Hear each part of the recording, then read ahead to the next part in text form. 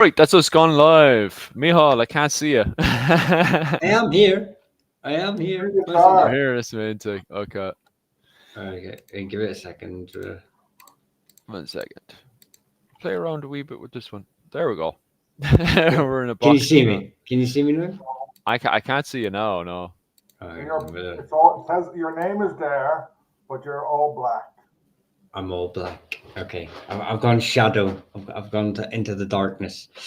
Oh, that's. Do you know why? Do you know what that is? Because Remember, I was saying to you, I sent that file to myself. I turned my internet off on my phone just to try to use my data. There we go.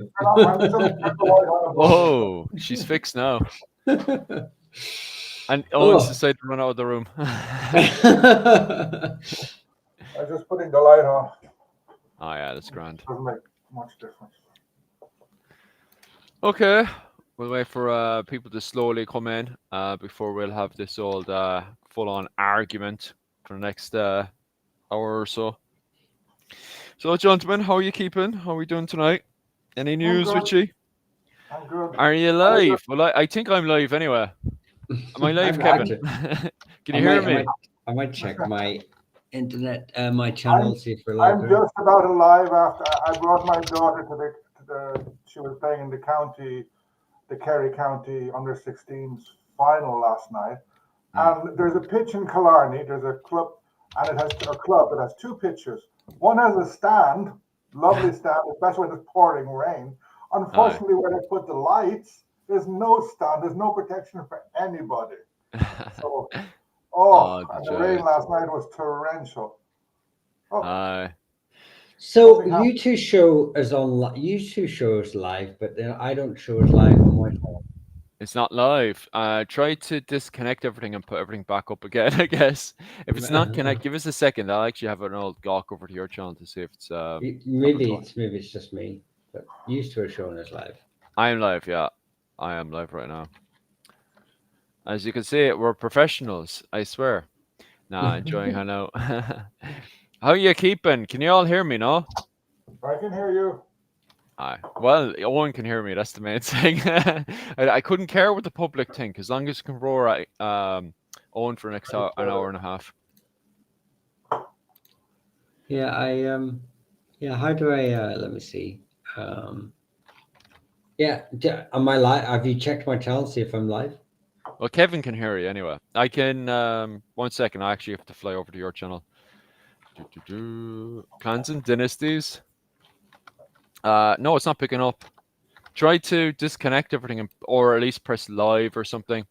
You connected it up to edit channels up on the top. Yeah, because it's saved on my.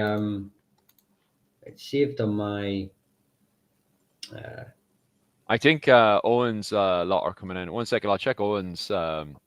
If you guys are coming over from Owen's channel there, give the old thumbs up there, will you? We're still connecting. We'll do thumbs up for Owen's channel, smiley faces for my channel, and sad faces for Philip's channel. Sad faces. I've got 2 views. I see. Well, actually, no, you've jumped up to 13 already. You're flying up, Owen. Everyone's coming in to argue. I think everyone's coming to argue with you, Owen, to be honest with you. So it says, start sending us your video from your streaming software. What? How's Kevin? Oh, wait, hang on. Sorry, Owen. Sorry, was that one? I put a YouTube short up today with just Bronze Age stuff from the museum in Dublin. Yeah. And I got into arguments about Egypt. That's good, though. Oh, Shane Kent is in the house. How's Shane keeping? How's Kevin as well? I was going to say Kevin there, and suddenly, what was it called? So that's Owen's channel fully connected. All the boys from Owen's channel are giving the old thumbs up. Okay, well, I'm so connected. It's just me causing problems as usual. Toggle on. It says I'm stream. Right, okay, so it says I'm streaming.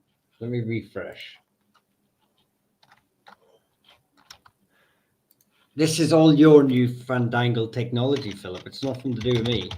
Owen can run it. If Owen can run it, anyone can run it. So I don't know what you're on like.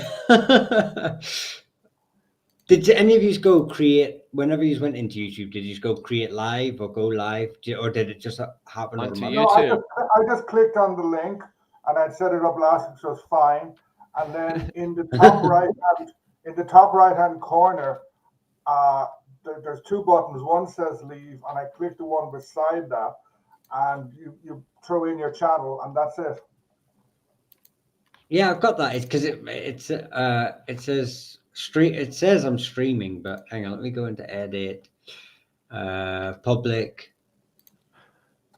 Okay, we'll just. When it says it's streaming, maybe it's connected to the other one you were using the other day. No, it's it's not connected to my OnlyFans. Let me see if last ditch attempt. Okay. Okay, it does say. It says I can manage the stream. So hang on. It says I'm live now, so we'll see what happens. We'll see if it kicks in. If it doesn't, then you can tip away in the background. Tip away on it in the background. You'll just be lost to the conversation. Just someone else. Can you? I don't know. Just someone else. Just again double check to see if they're seeing it. Just 1 second. I'll fly over to it. We're just sorry about this, guys. We're just checking. Oh, Michal, you are live. We're live right now. Okay, I fixed it. Yeah. Don't worry, I'm a magician. You're up and running now. You're a druid. I'm a druid. Well, as long as no one called Patrick comes and genocides me. Right. I was going to blast to say, yeah. People in the comment section want to know what we're talking about today. We're going to start a big argument, depending on who's in the comment section today, because for a very long time, myself, Owen, and Michal have had the same problem over and over again, and that is the Christianization of the island of Ireland, going from the 5th century all the way up to around the 11th century, just before the reforms of the church in Ireland with the Gregorian reform. And it's the same stupid comments that pop up again and again and again, which make out that St. Patrick came to the island of Ireland and then he committed a great, deletion of the pagan people, if I can say that on YouTube without getting demonetized and all that kind of stuff. Well, I'm already demonetized anyway, so I don't have to worry about that. But Michal and Owen probably don't want to get demonetized as well. But yeah, it seems to be just a continuous problem that seems to pop up again and again and again. Would I be right on saying that, lads? Yeah. I think I'll let Owen go first. He started. Yeah, it's around St. Patrick's Day. The thing comes up continually, and what comes up especially is that the legend of St. Patrick expelling the snakes is a metaphor for St. Patrick killing all the druids, because the snakes are supposed to represent druids, because everybody knows that the druids had snake tattoos. And the funniest thing about this is this myth is very new. There is a book, what's it called? The Myths of Avalon. And I'm doing a blank on the author, Marion Zimmer Bradley. It was also in, I think, the early 2000s or late 90s, into a sort of a mini-series. And in her book, she invented, I think she was the one to invent, as far as I know, the idea that druids had snakes, snake tattoos, which makes no sense in Ireland because there were no snakes. And the whole story makes even less sense because the story of St. Patrick expelling the snakes is much, much later than St. Patrick. Giraldus Cambrensis is one of the first to report it. So that's 500, 600 years after St. Patrick. So it's based on 20th century pop culture, but some people are really, really, really attached to it. You can go to social media and throw in St. Patrick's, snakes, pagan, genocide, and be very surprised at what you come up with. But it is generally something I find annoying. And I just find it bizarre that anybody still believes in this myth.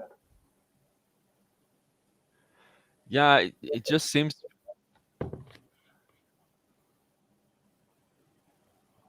You there? Yeah, I'm here. No, I just heard he went. Philip went, yeah, it seems, and then just sort of Yeah. went quiet. And Oh actually, yeah. there's Go ahead. someone else who knows of the book, Myths of Avalon. Vini Deseret Atlantis Marset, fitting in as many references as possible. I think with the book. Yeah, without going too into it, I know other academics like Howard Williams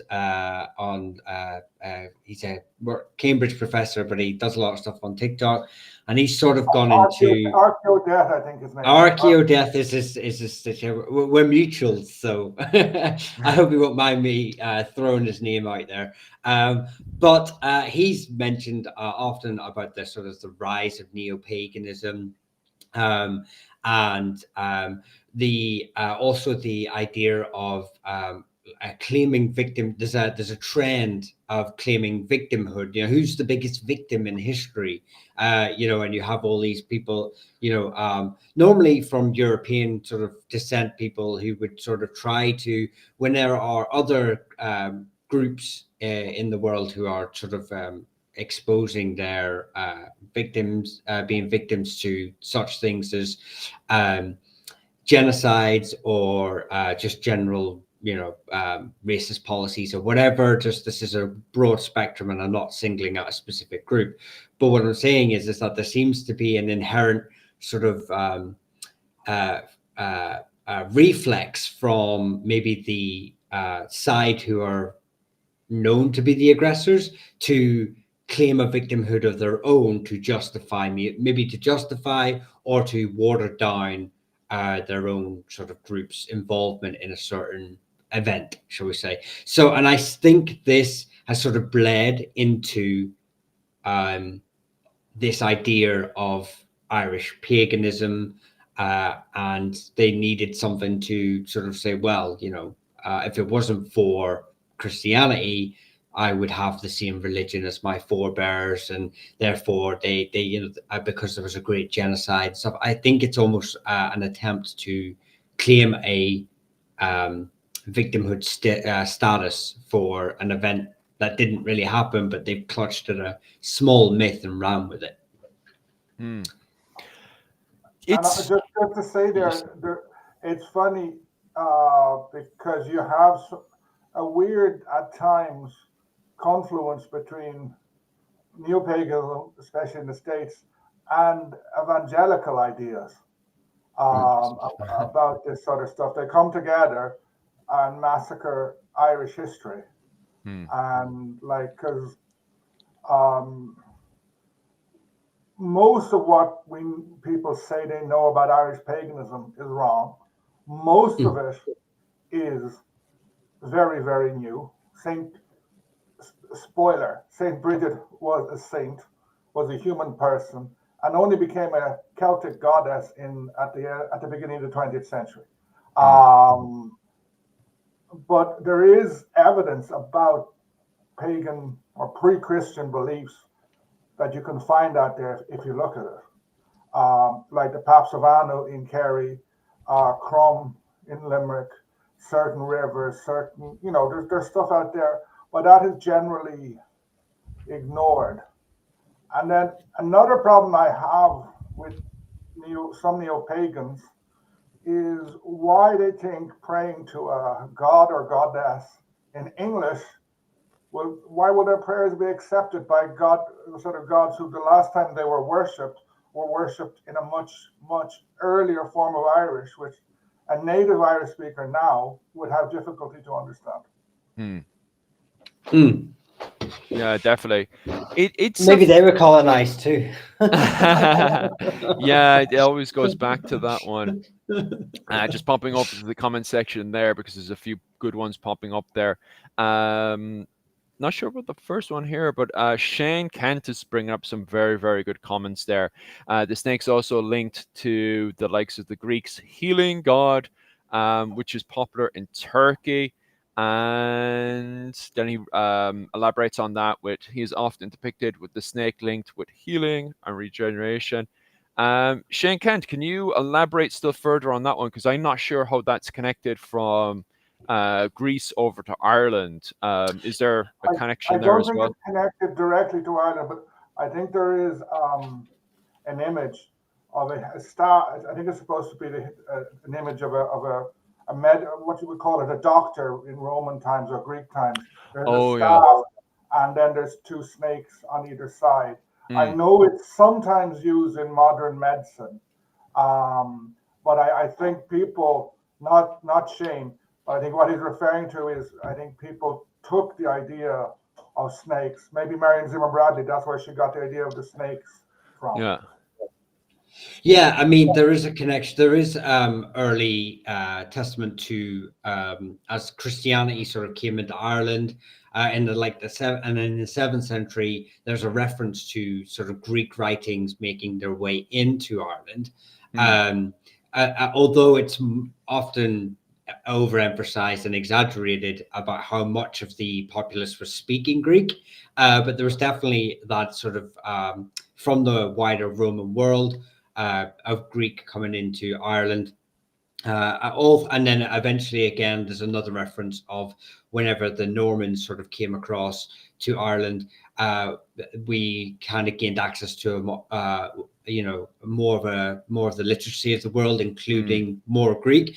And if you're saying if Gerald Compensius is one of the influences behind the snake myth, it could be that those two sort of pathways are linked with as more Greek sort of influences are coming into our literature, that maybe it's just latched on. There are stories of St. Patrick performing miracles, and one of them is healing. So this is speculation on my part. I haven't done any research on the specific thing, but I'm just saying that we can sort of see two things happening simultaneously that could sort of answer that, possibly if someone was to research further.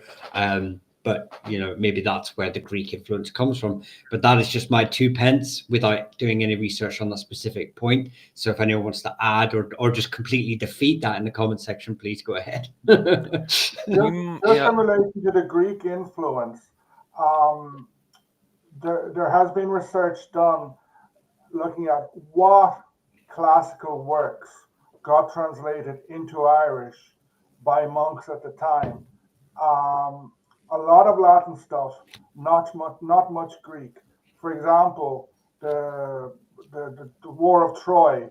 What got translated into Irish was not Homer, but a Roman version of it.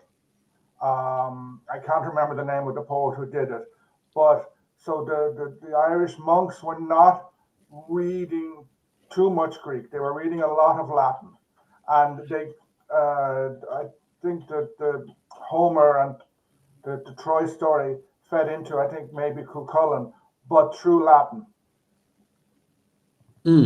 Yeah, like I say, I know it's the Greek is often overstated how much Greek was coming in, but yeah, I do know that like I say, I don't know of any specific sources off the top of my head, but I'm pretty sure I read in like 634 there was something to do with Greek, and that number is coming to my head. But like I say, I know it's over the estimates are over inflated of how much Greek was coming into Ireland, but there's bound to have been, obviously, because it's part of the wider Roman world.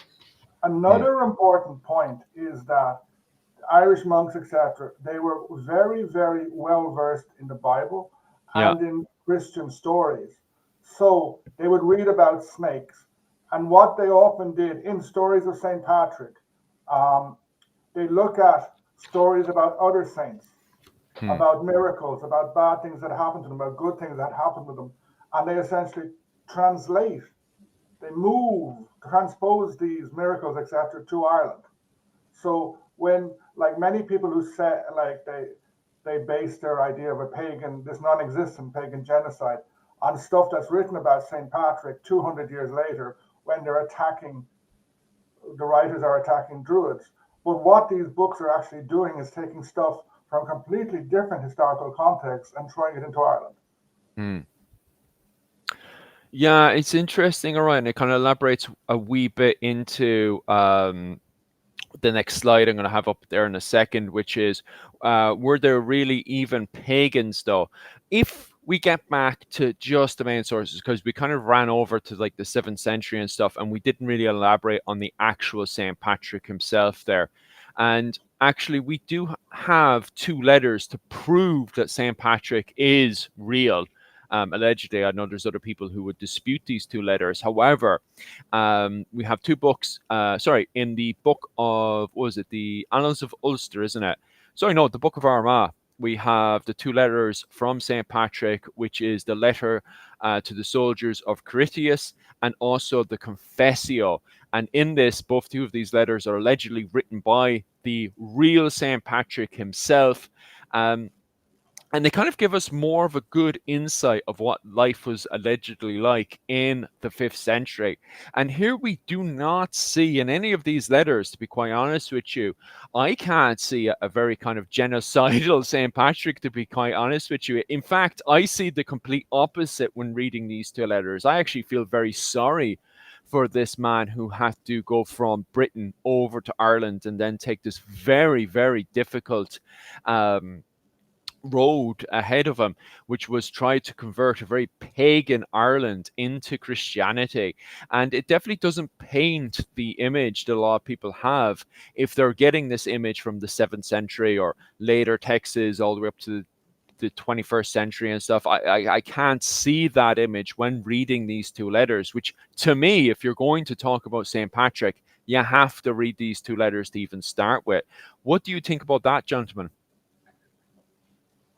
I think just to start with the most essential point, what you said at the end is completely necessary. Yeah. You can't talk about this without looking at the actual sources. So we can't talk about St. Patrick without reading St. Patrick's letters, and they are essentially the earliest Irish history that we have. Irish history begins with them. Before that, it's pre-history because there's nothing written. There's lots of archaeology. You could say there is some history written by Tacitus and other Romans, but St. Patrick marks the beginning of history in Ireland, and those things are essential, and they are completely different to what's the name of. There's a bishop who wrote about 200 years later a life of St. Patrick, which is completely different, and it's written for a political point of view. Is it Avenant or the other? You've got Avenant and the other. I think characters. That's the one. Sorry. I would also recommend, I gave it to you in the sources, listening. There's the Irish Medieval History podcast. It's from people in Maynooth. They have an interview about St. Patrick with a guy. He was publishing a blog called Vox Hypernicum, where he goes into great detail talking about St. Patrick based on St. Patrick's writings. And I challenge anyone to listen to that podcast, to read his stuff, and then continue to advocate there was a genocide.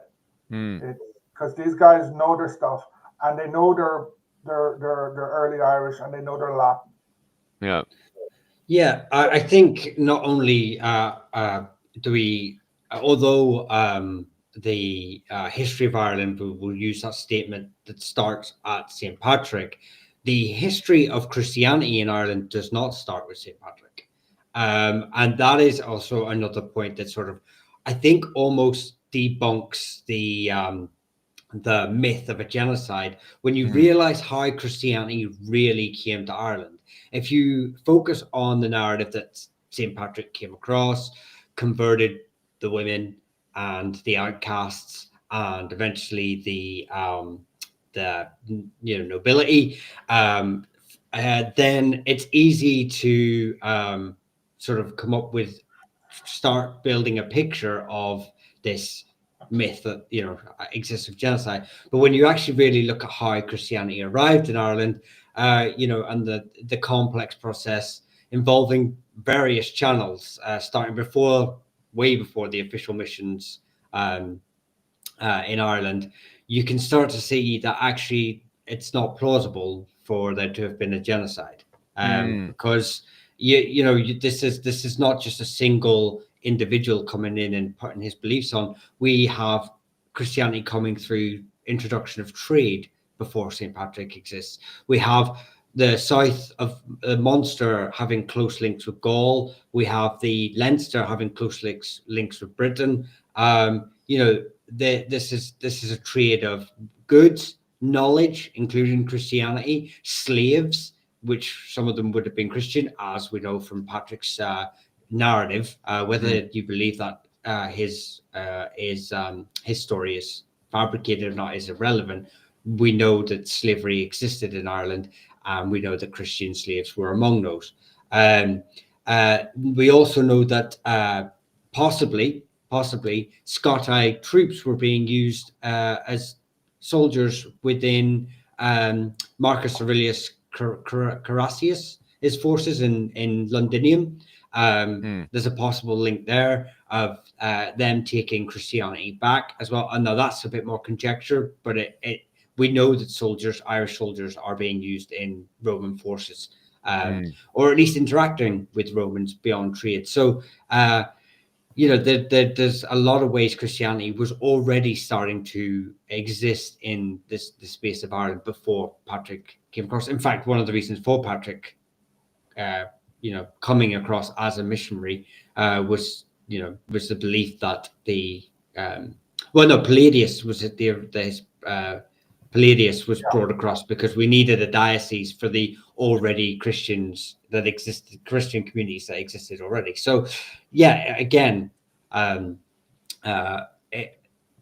going by the traditional narrative of St. Patrick's sort of confessio, and taking that verbatim, and again, that sort of goes full circle to what you're saying, that we need to read his work and use his work as evidence, but we also need to use a bit more context and realizing who he's writing to and who he's writing about and why he's writing what he's writing, and why he omits some things and adds others. So I think if you take all that into consideration, you get a better idea of actually what is happening in Ireland. Yeah, definitely. You do have to see the bigger picture. All right, just to fly over to the comment section again, just to have the interaction going here, guys. If you believe that St. Patrick did wipe out the pagans, could you please give us a source? Because that's what we're here to talk about today. Because I've gone through all the literature, and to be quite honest with you, I can't find anywhere so far in all my research where I could find any evidence to support this kind of argument. So if you're in the comment section and you believe in this type of stuff, please give me the references to this, because I just can't find it, to be quite honest with you. We'll just pop over and go through some of these comments here as well.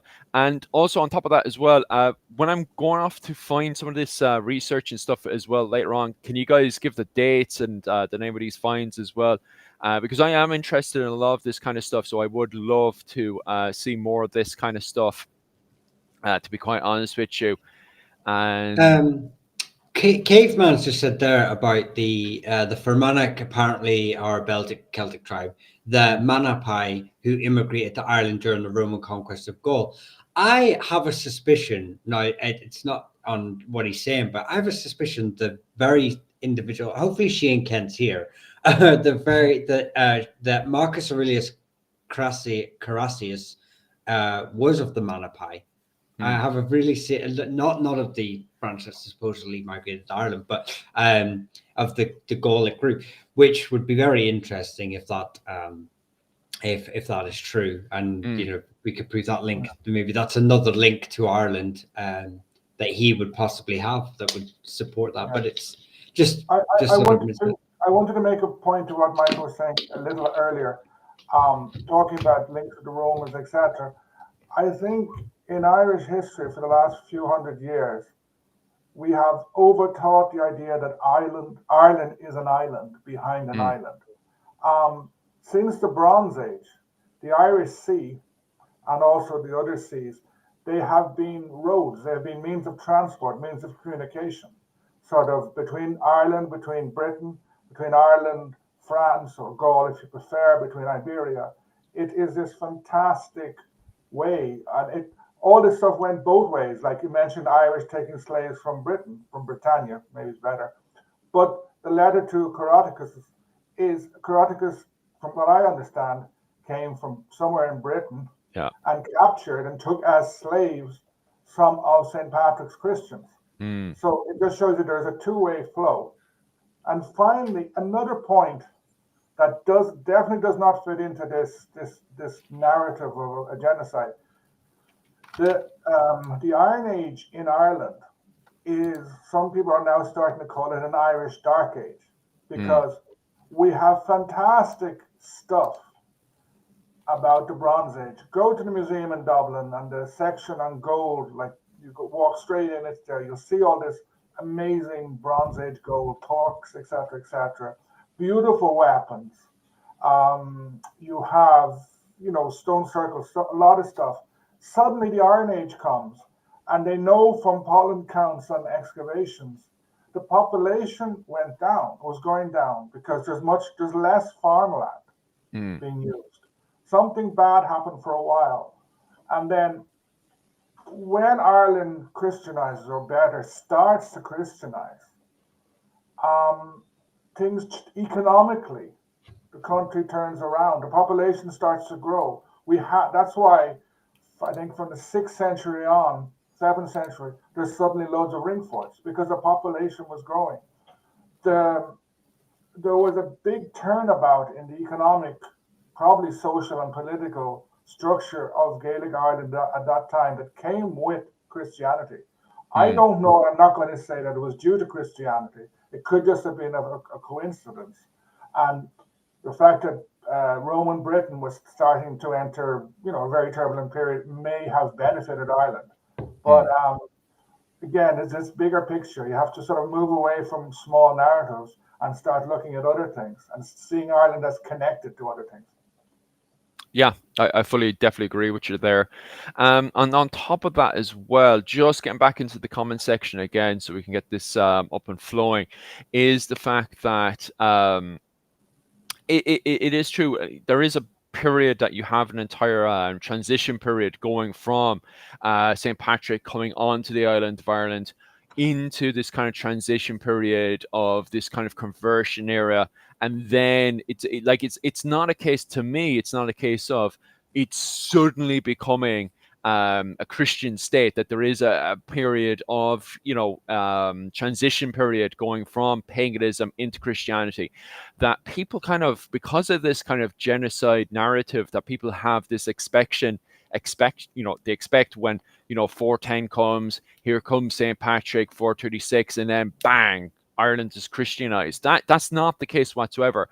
It seems to me, going from around 436 up to 550, that we do in fact have a transition period, especially between the gods and goddesses. Now, Owen, I do find it very interesting that you solidly do believe that there is no connection between, maybe you believe there's a little bit of connection there between St. Patrick and perhaps, a kind of quote unquote Celtic Roman god that we see over in the north of England, Burgundy. St. Sorry, Patrick or Bridget? say that again. Are you St. talking about St. Oh yeah, sorry about that. St. Bridget, because I was actually going to use St. Bridget as a kind of what was I going to do with her? St. Bridget, I was kind of going to show people, hey, look, actually, there's a transition period here where we have the kind of Celtic Roman god up in the north of England, St. Burgundy's, who's very similar to the goddess that we see over in Kildare, quote unquote, same, the goddess Bridget, and that we see there a transition going from Bridget to the Saint Bridget. No, you were actually bang on right, Dr. Owen O'Neill, in the fact that actually trying to find evidence that there's a connection between Burgundy up in the north of England. No, there's no, in Ireland itself, in Kildare, there is no solid evidence from what we've done so far that there was a goddess Bridget there. I think most of the arguments come from the fact that there is a connection. There perhaps could be a connection between a goddess, the goddess Burgundies that we can find in the north of England, and perhaps Saint Bridget. I think that's mostly the argument people try to go off of. But you're bang on right. So far, there have been so many academics that have actually turned around. This is actually, show me the evidence. Is there any evidence there?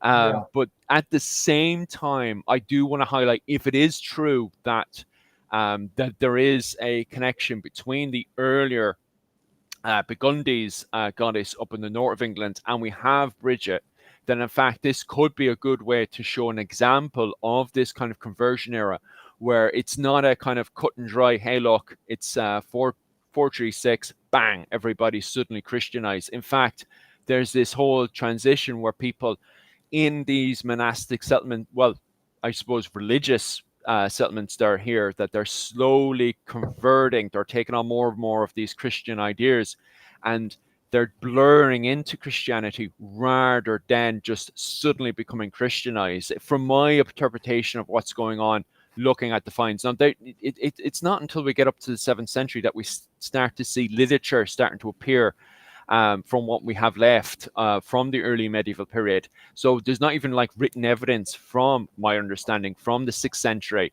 that highlights the fact, hey, look, it's actually a bleeding process. There's not a sudden Christianization, from my interpretation. Yeah. First of all, someone mentioned, Austria Overseas mentioned Dr. Niamh Wycherley. I'm probably pronouncing her name wrong. She runs the Irish Medieval History podcast, and she's very good. I think she's also a specialist in St. Bridget. And they had a big conference last year. So just about St. Bridget, there's a lot of evidence for St. Bridget, the human person who became a saint, who founded a monastery, etc., etc. There is a couple of throwaway lines, essentially, in one Gaelic work. It's the Shanachas, where some guy, I think writing in the 10th century or 11th century, he's trying to explain the meanings of everything, and he mentions a Bridget, but she would not have been important. This essentially got ignored until the end of the 19th century. Maud Gonne, the muse of Yeats, was one of the first to big up the idea of Saint Bridget. So of the goddess Bridget. The goddess Bridget is essentially a 20th century invention. I think one of the problems is that people have this massive misconception of the pre-Christian religion. If you look at Gaelic Ireland, it's a fragmented political system. Therefore, to me, the pre-Christian religion would have been fragmented as well. And we have a lot of information, quite a bit of information about pre-Christian in Roman Britain, because you have lots of stuff and there's gods everywhere. There's a whole pile of gods. So I think in Ireland there was no church, there was no pagan church. This idea of Druids is a Roman invention. We can come back to Druids in a while. And it's one of the reasons I think that Christianity did very well very quickly, because they presented for the first time an organized church. There was an actual religion, as opposed to lots of different centers of people believing in different things. So there are a few references to Gaelic gods. I mentioned Paps de Anu before, the paps of the goddess Anu. Crum appears to have been a god. The River Boyne is named after someone. In Tara, there was a Maeve and someone else who were probably Maeve, who may be connected to Maeve of the Taun, Maeve of Rathcrone. There is evidence, but it was a very fragmented system, which meant that Christianity could get to power as such quite quickly. But it also meant exactly what you're saying. It took a long time for it to seep in from everybody. And of course, you're not going to find much evidence. You're not going to find churchmen writing saying that these pagans still exist. Because, that would, no one's going to write a bad report about themselves. It's human nature. But I really think it took a long time to filter through. Yeah, I think you're bang on. The 5th century marked a period of real radical social and technological religious changes in Ireland, and Christianity was preached across the island. And it wasn't. Someone has said there that it wasn't embraced by everyone. So people are bound to have been killed, but there's no evidence. There's no evidence of that. Now, no one's saying that maybe on local level, that some incidents didn't happen. But without the existence of any of this evidence, no graves have been brought up with ritualistic scarring or evidence of it being anything other than something to do with religion. You're in the world of speculation then. I don't think there was any form of murder between Christians and pagans, to be quite honest with you, I get that. What I'm trying to say is that I'm not saying that it couldn't happen on an individual level, not a systematic thing of an entire group of people attacking another group of people due to religion. I'm not saying that there wasn't some headbanger from down the road who decided to stick a knife in someone because he felt under threat of his religion. Yeah. But what I'm trying to say is that just because individual incidents possibly happened, like I've said, and like you said, there's no evidence of even that. You can't use that to justify any sort of wider argument. The reason why I kind of disagree with that, to be quite honest with you, Michal, to put you on. How can you disagree? No. How can you disagree? I'll explain now why I disagree with the individuals, even, is because of the fact that if you look at the Finn cycle, for example, it shows the kind of blur between paganism and Christianity that's there, and it's seen even at the later points as a very kind of Finn, Irish warrior. Even like the blur is there all the way from what was it called? The Finn cycle that we can see around. I suppose it's not really written down until about the 8th century and stuff. However, it seems to indicate much more earlier sources, perhaps even from the 6th or even earlier to the time of Jesus Christ, that's even pushing it. But anyway, my main point being is that the Finn cycle that's set around the, I suppose, the period of around this, I suppose, the 7th century all the way up to around the 11th century. In that, there's a constant kind of blur between paganism and Christianity. So I don't think it's going to be a case of, he doesn't believe in the Jesus and he believes in. What about the first synod of St. Patrick in the 6th century? Now, I know before you would go into it, I know it's sort of historians debate. It's like, who was the author and the actual date of it. But it does sort of, show that the pagan society is a distinct group in the 6th century, as in very much a us and them situation. Although, again, I will say this is not evidence of any genocide or anything of the sort. But even like I say, I agree with the syncretism of Pagan Ireland and Catholicism. It did it everywhere it went. Christianity would often absorb. We see in Ireland sites, past religious sites, wells all over the country were taken over from possibly pagan sites that became Christian sites. And these are processed over a century, gradualization. My point, though, when I was getting like, how could you argue about it, is that all I said was I wasn't saying that even these individual attacks on an individual level happened. I'm just not I'm not denying they happened, or that they I'm not denying their existence or saying they did happen. I'm just saying that humans are weird. Individuals can be stranger. I'm not denying that if someone digs up a grave in a year's time and says, there you go, this is evidence of a Christian attacking a pagan. then I'm probably just going to turn around and say, that was one guy. Everyone knew Bob down the lane was a lunatic, you know? So, Well, you know. you do obviously have the freak mergers and stuff, but it's trying to find evidence of that, I'd reckon, would be very, very difficult, given the fact that the warrior class, which is, you know, the Fenian in the mythology and stuff, are constantly in that blur zone, and they never seem to go out. Even when the Vikings come in, we kind of, and I'll talk about that later on as well.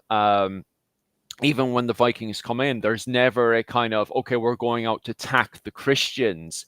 When Vikings are attacking in Ireland, it's there to steal the loot. They're there to take all the loot. They're never going out of their way to attack Christians per se for being Christian. And we see the same thing within the Finn cycle and stuff. They're always, like, the Fenian are always experimenting and playing with pagan beliefs. Even the whole thing around headhunting, the ceremonies around headhunting, from even just the day-to-day stuff that they have going on with them, with the whole kind of connection with wolves and all that kind of stuff, the whole kind of paganism around them and stuff. There's just a massive blur line. There's never a kind of, okay, let's go out there and attack Christians, or vice versa. They're never going out there to attack pagans. So yeah, of course, freaks, incidences like that happen. But the thing is, when it comes, I think if you look at the work, especially the Confessio of St. Patrick, and read it carefully, you'll see that although we don't know when Christianity started in Ireland, but we know that St. Patrick was in a minority position. So he knew that he was bringing something new, potentially problematic, and he's moving around a bit. He's meeting nobles. He's trying not to antagonize anybody. At whatever you talk about fights between Christian and pre-Christian, under Patrick, no, because he's doing his best to establish his church, his mission, if you like, to stay alive and to keep his legacy alive. He's in no position to start going around and start massacring priests, whatever they're called, of previous religions. And then Christianity starts to grow, and I think it grew fairly fast because due to the lack of unorganized opposition. And then you mentioned the synod. The synod kind of shows that there was still 100 years later, whatever, there still were pagans. There still were a significant number of them, but there had been a change. So the pagans were now the minority, and there were they were starting to kind of discriminate against them, but not. And there must have been fights, but would have been fights between Christians as well and between pagans. Cattle raiding, when you're off to steal stuff from the valley over the mountain, you probably don't care their religion.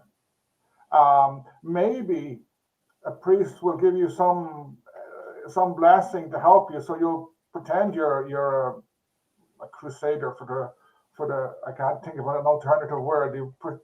You'll persuade yourself you're going there to plunder this guy for religion. Yeah, I think I also think that there is a difference between, say, like you said there, Owen, about St. Patrick's mission and the earlier, possibly pre-patrician priests that sort of came across, and in that sort of 5th, 6th century. I do slightly disagree with Philip on the later, with the Norse arriving, when we see in the Bran Saga and the War of the Gael Foreigners, there's definitely a message to portray the Norsemen as ruthless pagans, and there's definitely in the literature, in the annals, they definitely heathens, and there's definitely language that interprets them as us and them, and it's very aggressive language. It's almost like today with how people use messaging. I think it's very similar in that they are portraying an us and them. Now, I will say that the Irish were obviously raiding churches too. The Norse were going out of their way to attack for a Christian against the Christians for the sake of being Christian per se. It was about loot, but at the same time, the Christians are, and I'm pretty sure the Norse did too, but the Christians, we have the evidence, the Christians definitely demonizing these Norse heathens. And one of them is the reason they are so savage and brutal and uncivilized is because they are heathens and they worship their false gods. And we, like I say, just that could be seen in the Bjorn Saga and the War of the Gael of the Foreigners, in that they do portray them in a negative light. And one of the negative tones that they're using to describe them as why they're negative is their anti-Christian beliefs. Just to add in there, something that you find throughout Christian literature from, say, 300-400 until the end of the Reformation is that people are always, whenever there's a disaster, like the disaster of suddenly the Norse coming out and plundering Lindisfarne, plundering Kells, plundering Iona, or the Irish rebelling and smashing the plantation of Munster or against Ulster, you have these people saying this is the wrath of God because we have sinned.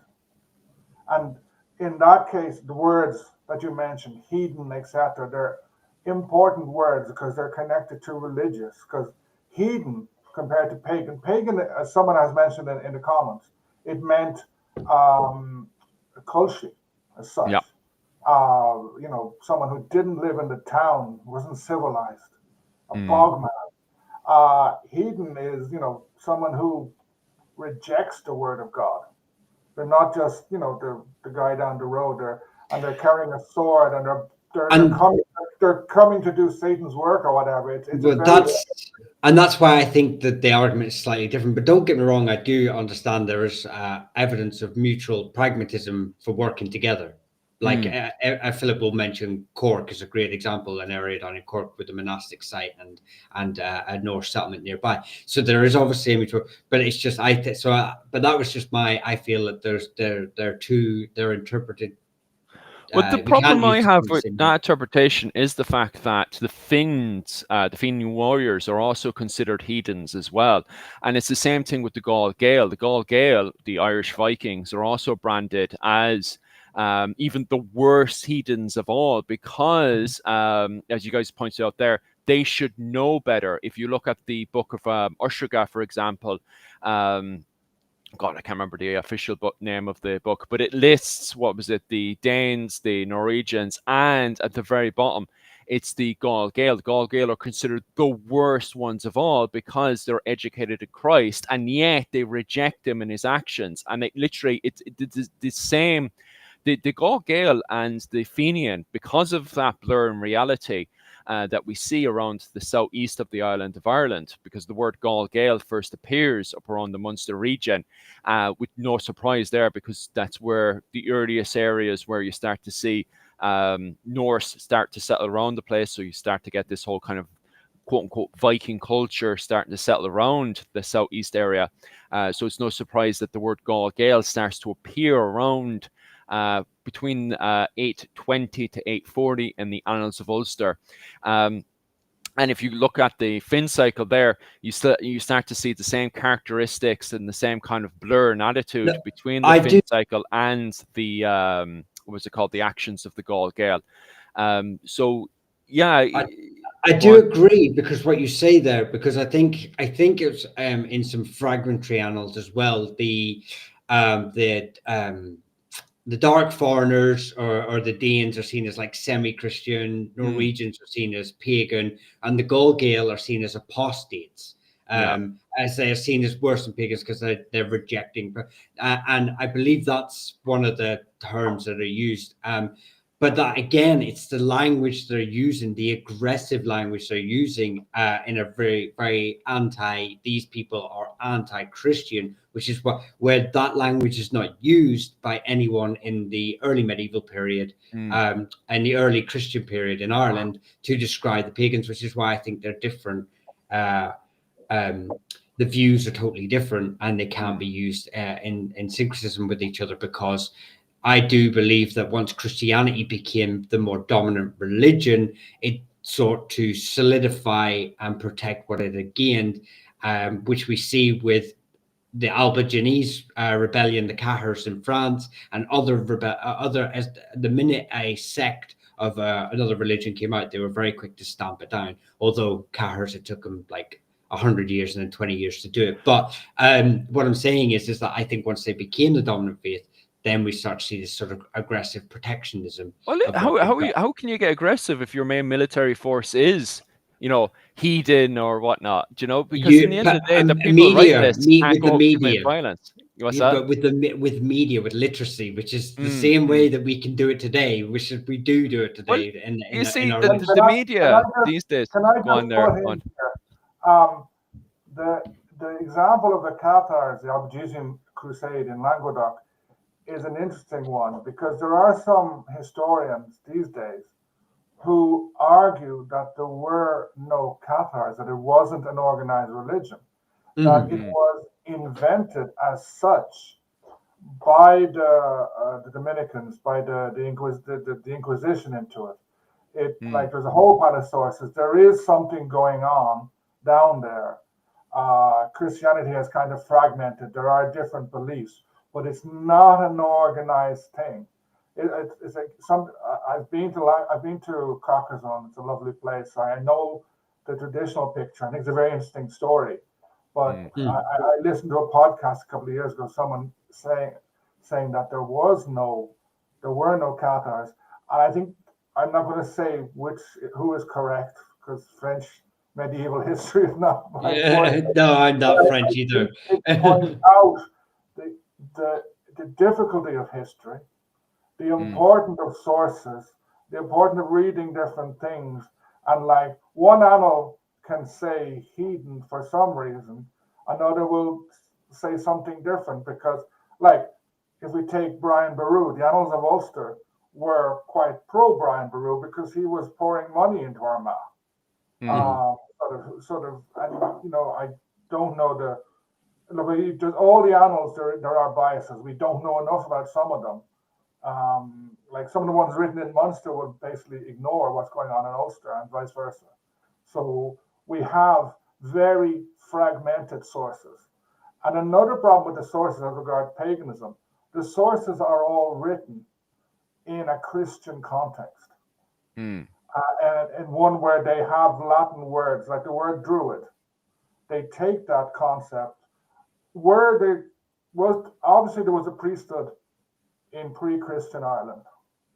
Were they druids? Were they connected to Britain? Were they connected to France? I don't think they were connected to Gaul. England or to the Isle of Anglesey, I'm not very sure. I'm sure there was a priesthood, but we know nothing about them.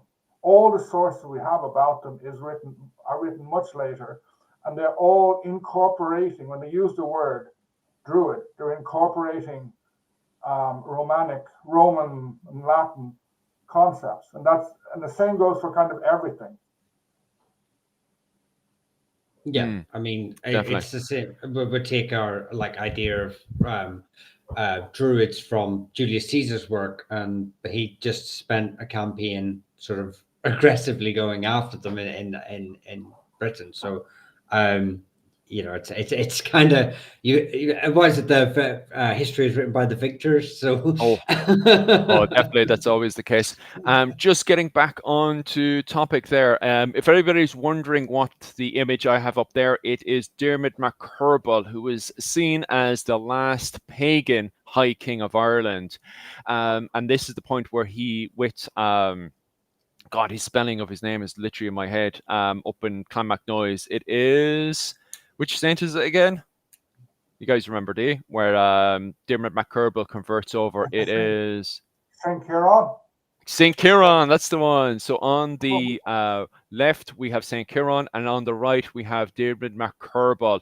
And this is where they are converting over to Christianity in 550. So, as you said there, Owen, it didn't take very long to go from 436 over to 550, where we have this kind of conversion over, where then suddenly the Christians are the majority in, what was it called, in Ireland at the time.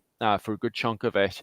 But there's still, like, to be quite honest with you, even when we enter into the Golden Age of Ireland, between the kind of period of 550 up to around 793, I can't see, once again, any literature that highlights any massive genocide between the pagans, to be quite honest with you. And of course, if you guys in the comment section disagree with us, definitely have sources. If there is any form of violence committed between Christians onto pagans, definitely put it down in the comment section below.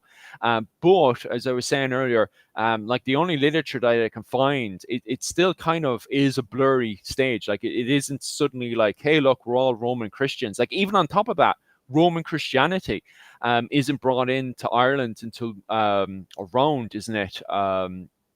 620s, 650s, where it starts to bleed into Ireland as well. And once again, it's not a suddenly, hey, look, we're all now Roman Christians. And when I say Roman Christians, I mean kind of the ideas of the papacy itself.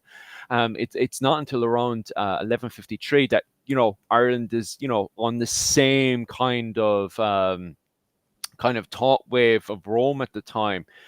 So even at this point of 550, Ireland is kind of doing its own thing. It's kind of got, each monastic settlement kind of has its own interpretation of the Bible and Christianity at this period, because there's a lot of academics turning around these days and saying, perhaps, the St. Bridget's monastic settlement had slightly a different interpretation to the likes of Armagh and Iona, which you can definitely see as you go into the Viking age, where you've got the law of St. Columba, and then you've got the law of St. Patrick and Armagh, where you've got these interpretations in each monastic settlement.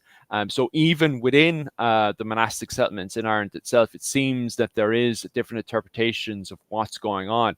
Never mind with the pagan faiths, that are kind of blurring the lines between Christianity and paganism, that we can see in the likes of the Finn cycle and stuff, where we have, alleged Christian warriors who are still, doing various pagan ceremonies and stuff, especially to do with headhunting and that. Just when you say different interpretations, I think you have to be careful there, because they were all Christian, and it was a Romanist style of Christianity. As the centuries went by, it became more Roman, but they had different interpretations of who was more important. There was a fight between Patrick and Bridget for who's going to become the boss, the patron saint. Not between Patrick and Bridget, but between Kildare, who were the followers of Bridget, and Armagh, the followers of Patrick. Armagh wins out, but in that battle, they produce a lot of literature, which is the basis of the myth of Patrick. We have some literature about Kildare, but if some political things had gone another way, maybe we wouldn't celebrate St. Patrick's Day. The national day would be on the 1st of February, because for a long time St. Bridget was. Many people thought she was more important, and I actually think if you were to go to say the northeast, Donegal, Tyrconnell, they would have said no. Most important is Colmkill, because he was one of them. Yeah, I mean, there was obviously a massive propaganda campaign by the Armagh Church and obviously others too. And this would bleed into, obviously, you've got Mercu and Tyrconnell, who are the St. Patrick's hagiographers. And they obviously start a really big campaign to sort of promote St. Patrick as the single entity for the arrival of Christianity. Not only that, you also have later on. So Armagh is actually within the kingdom of Archaeology originally, and not where the Eneals are based out of. And the Eneals obviously are trying to use St. Patrick to promote their sort of political ambitions, use the Church of Armagh for their political positions. Obviously, they are in opposition to the Archaeologians as well. So you have this sort of factions within family factions outside of it trying to fight over the church, and the church using this as well to sort of bolster their position, by saying, if you support us, the O'Neills or the Neil at that stage, we'll propagate St. Patrick as the main saint. We will, support your claim to Ulster, etc. So you can see how very quickly, this is 7th, 8th century. So it's already within about 300-400 years. It's just basically the churches are just all out in propaganda mode, sort of trying to establish themselves as and I think just because of how dominant the Neil became is probably one of the main factors for Patrick's rising as the main saint in Ireland. Yeah, happy days. Just advancing a wee bit further there. Obviously, guys, if there's any comments there that you guys want to, because we're starting to have comments there trickle around. Thanks very much for keeping our algorithm up and going, guys. It's worth a lot to us. And obviously, if there's any questions you have as well, just put it below and I'll actually highlight it for the guys to take apart. But just heading a wee bit, so between 550 to 793, we kind of start to get on more and more Christian ideas and beliefs. And it gets to the point there where we have the likes of the law of St. Patrick, where we start to see more centralizing of the church in Ireland. And as you said there, Owen, you have the likes of St. Columbanus, who goes over to Rome and basically explains to Rome, hey, look, we're Roman Christians. We're all Roman Christians here. We may have a different interpretation, but we're all still the same part of the same family. It's just when modern academics, when they use the term Celtic Christianity or Insular Christianity, what they're trying to say is the different interpretations the monastic settlements would have inside of Ireland, but that's their own individual different interpretation. However, they still see themselves, as you were saying earlier, Owen, they still see themselves as part of the Roman Christian family. So by the time we get up to... Just to interrupt you there, I think the Catholic Church has been very good over millennia as portraying itself as something that is single, that is the same everywhere. But it's not. Like I lived in Brazil for a long time, and I was a little while after going there, I was touring somewhere, and we stumbled upon an open air mass, and the people were praying with their arms held upright, not something you'd see in Dublin or Kerry. And I said, what strange thing is this? It took me a while to realize it was a Catholic church. Their saints are different, and also under the umbrella of the Roman Church, you have, I think, a Syrian church, you have a Bulgarian church, you have lots of, so the Catholic Church is not Unitarian at all. Bad choice of words, is a Unitarian church. And like, even in the early modern period, the kings of Portugal, I think the kings of Spain, the kings of France, they were all granted the right to appoint bishops. So the church in Ireland has always been different from the French, Roman, sort of French, Spanish, Portuguese, and Italian churches. And I think it's no difference. It would have been no different going back 1,500 years. Yeah, definitely. Just popping over to the comment section there. So the golden age of Ireland ends when the Vikings come in on the scene.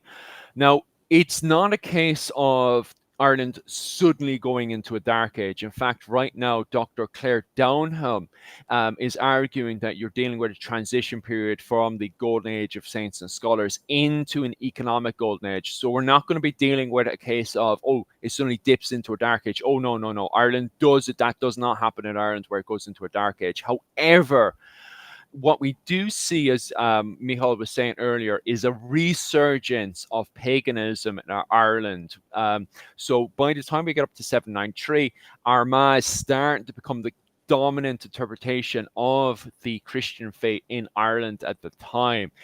What many modern scholars, and this word is a very modern word, is they refer to it as Insular Christianity. However, they still see themselves as part of the Christian world, okay?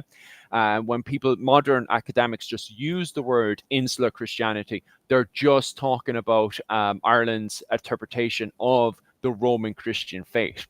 However, when modern people are saying the end of the Golden Age, they're mostly saying that there's a resurgence of paganism coming back into Ireland again, that we're not seeing the peak of the amount of saints that we're saying previously, like we did between 550, wouldn't even say 550, around 436 up to around 793, where we had a whole load of saints suddenly appearing, and then there's a huge decline after 793 as we go into this kind of resurgence of paganism inside of Ireland. And as we were saying earlier, you suddenly then have Gall Gael, we have the men of Luckland, and we have various other characters who have very kind of pagan values that are coming into Ireland with them. And you can see that with the archaeology. The archaeology then changes as well, where we can actually find in the 10th century, when doing going through grave goods and stuff, and we find Norsemen coming in,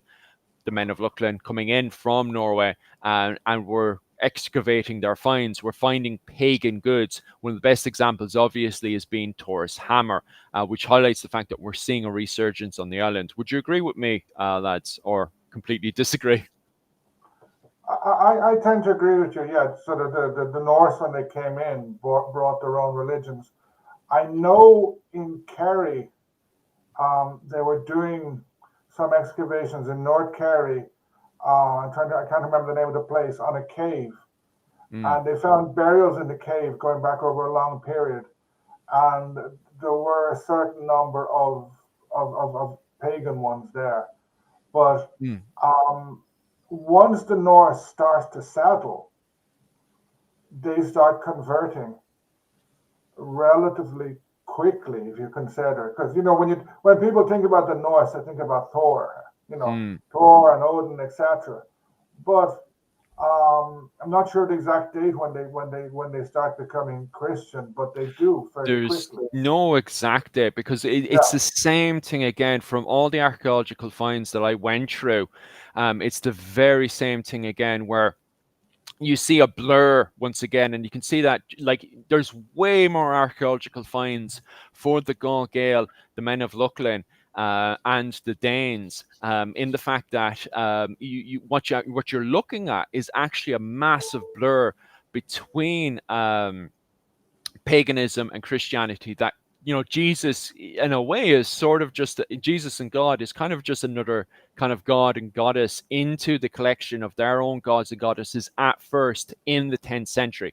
So in the 9th century, a lot of the archaeological finds are very kind of Norse pagan, as we would say today. However, into the 10th century, what we're now looking at is this massive blur between the Hiberno-Scandinavians in Dublin, Cork, Limerick, Wexford, and Waterford. In the fact that even in England, when in the 10th century, when the Hiberno-Scandinavians invade York, which they referred to as Jorvik, they erect crosses, and on those crosses, you can actually see both pagan gods and goddesses, and you can see a depiction of Jesus and the crucifixion, which is just like so interesting that we see this blur. And then even in Iceland, if we look at Nile Saga and then compare it to the archaeological finds, we can see Fenrir, a Norse pagan god, on a Christian cross. So it gives us an impression that we see this blur together of paganism and Christianity up until around the 11th century with the reforms of this church, with the Gregorian reforms. We see the popularity because of the interaction between Waterford and Norway. there perhaps maybe Waterford Vikings going over to Norway and actually enforcing Christianity, and actually then suddenly around Gregorian reforms around from around I'd say 1030 up to around 1158, that we see suddenly the men of Waterford and the men of Dublin suddenly switching to Christianity and taking fully on the Roman Christian beliefs. And we even have Citric Silkenbeard, who goes on pilgrimage over to Rome, where he comes back with the his own, what was it called? Not his own interpretation, but Rome's interpretation of the reform of the church and stuff. So that around that period of 1030 up to around 1158, you do see suddenly they're becoming Christian. There's no longer a blur before that. Yeah, I mean, go ahead. No, just my point is the question you sort of asked. Obviously, do you see like the assimilation that Philip sort of raised early on? Although I agree, obviously, while early reads targeted monasteries and like behavior, and that Philip sort of touched on behaviors, how behaviors changed. Like Godfred, Viking, I can't remember, Godfred, he used to spare oratories in about 921. So we can, it suggests a degree of recognition and even like respect for the Christian institutions. But I think despite assimilation, I still think Irish clerics and writers often like maintained a cultural and like religious boundaries, like portraying the Norse as others for political and rhetorical purposes. So I think, even though there is this sort of assimilation, I do think it goes back to my earlier point about what the annals are saying and other sources, that they are still an other, and it's still an us and them, which we, but that I don't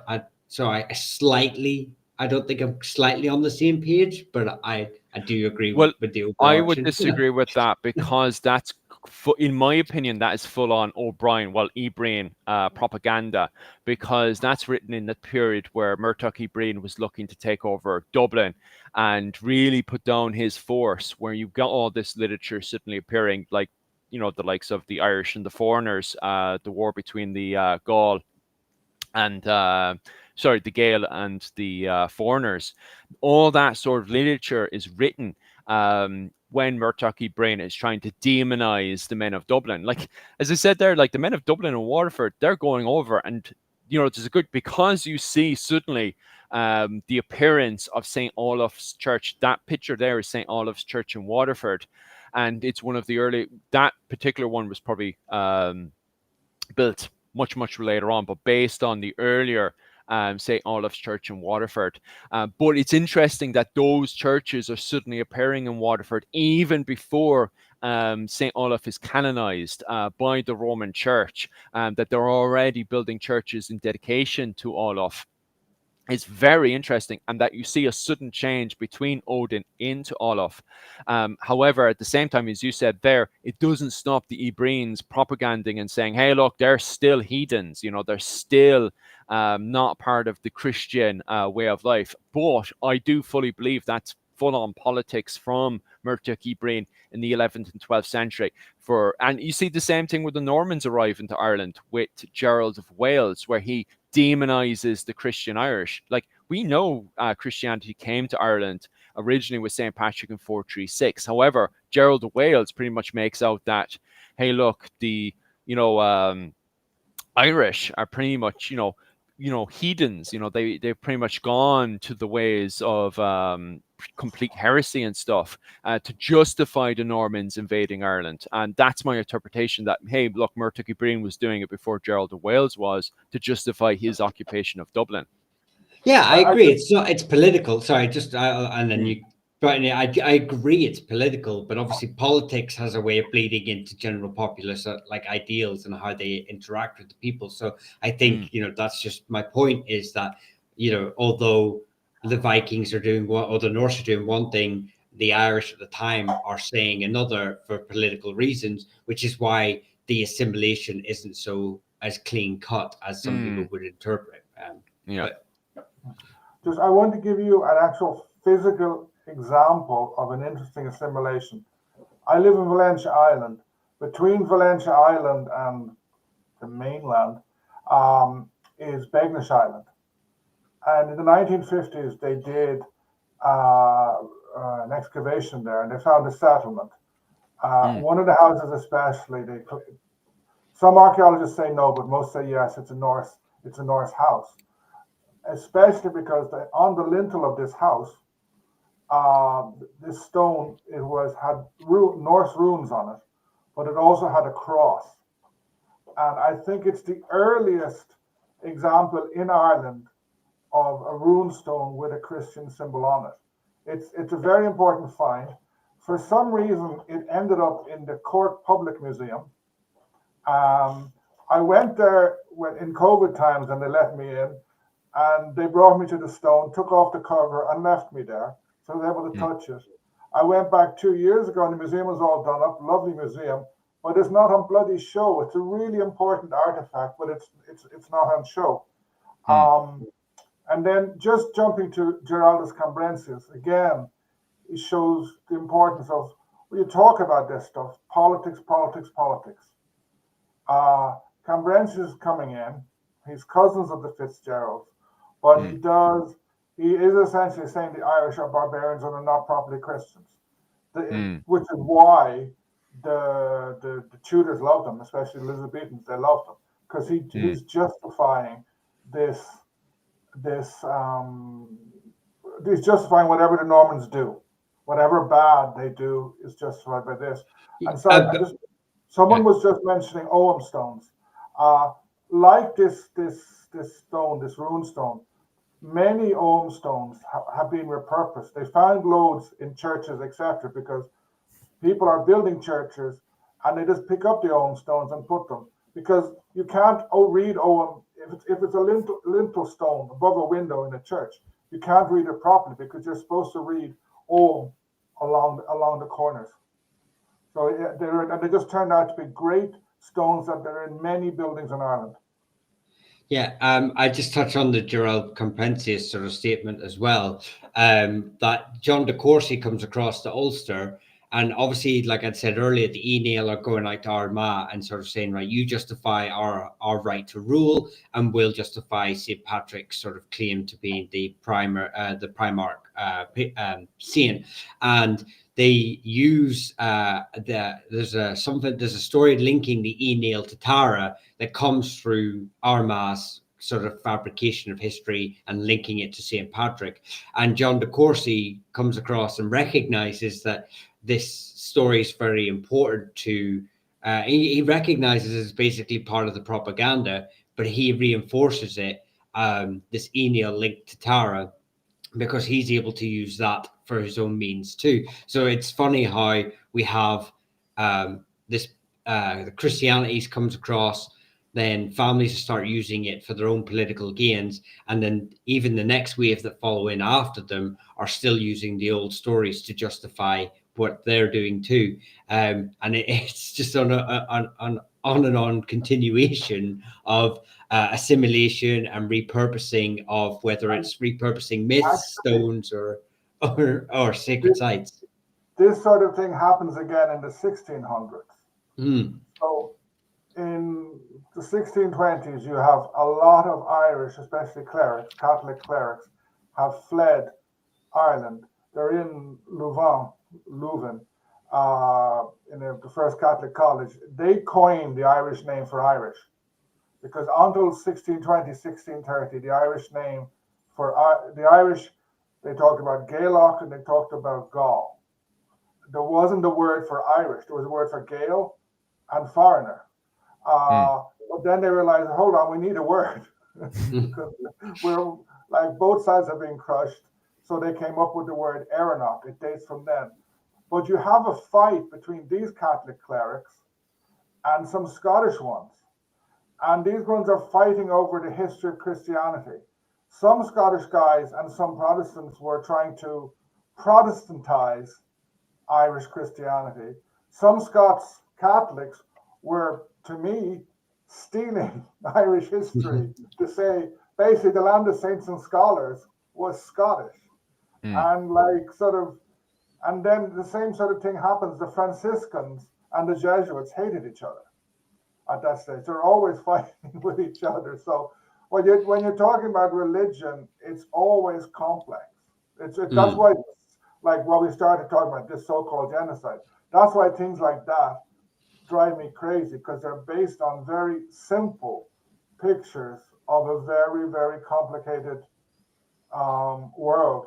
And I think going back to when Ireland was changing from pre-Christian to Christian, and I also think the Norse, there were a lot of people who were both at the same time. You know, there were people who maybe they were their Lord told them to baptize, so they did, and they would go to mass, but they still believed in Tor, or you know, someone who a Gaelic warrior 300 years ago, he may have been baptized because his Lord told him to, but he may still have held his old beliefs. You would have had a lot of this at certain periods. Yeah, I think obviously then you start going into the point of view or the thinking of where does sort of your cultural beliefs and your local sort of so there's like a tradition to give penance to a local deity, and it's almost like a yearly festival that you sort of go through, and that's, you know, but at the same time you're a Christian, but you're doing these, if the Roman Catholic Church saw these little quirks that you do in your village towards this totem, or, you know, and they're just seen as cultural quirks, as it were, or not really seen as, they've lost their religious importance, but they're more of a local thing that's been passed down. You know, it's like, where does that blending end and start? Because we can all do it, especially in Ireland. We can specifically point out things that are seen, are probably not Christian, but have been passed down through local traditions. Whether that's coins and wells, or I know there's a Dwayne Fitzsimmons has a great TikTok on a local quirk in down his way, and he believes it's sort of passed on through you know, through paganism, and it's just been adopted. It's certainly not a Christian practice, but it's something that the locals do all the time at this local holy well. Just in relation to that, this book by Ronald Hutton, okay, turning backwards, Pagan Britain, is extremely good. He's a very interesting historian, because originally he's a historian of the civil wars in Britain in the 1640s, but he comes from a Wicca background, and he's done a lot of history, and he actually shows how many beliefs that many people think are pagan are not, such as the Green Man in England, such as Sheila na Gig, and many other things. In the Renaissance, in the medieval times, Italian writers are always talking about goddesses and stuff. Some they take from Roman literature, others they invent. So there's a lot of behavior that we think must be pagan because it doesn't fit in with the orthodox behavior, but it's more folk behavior than pagan. And like Hutton says, for example, the Cailleach, you know, the hag, the goddess, he says that in Scotland there's evidence for her being pre-Christian, but not in Ireland. I know a lot of people would disagree with him, and it's not my area, and it's not a fight I want to get into, but it just, you can interpret comment section on fire. And people were asking about human sacrifice.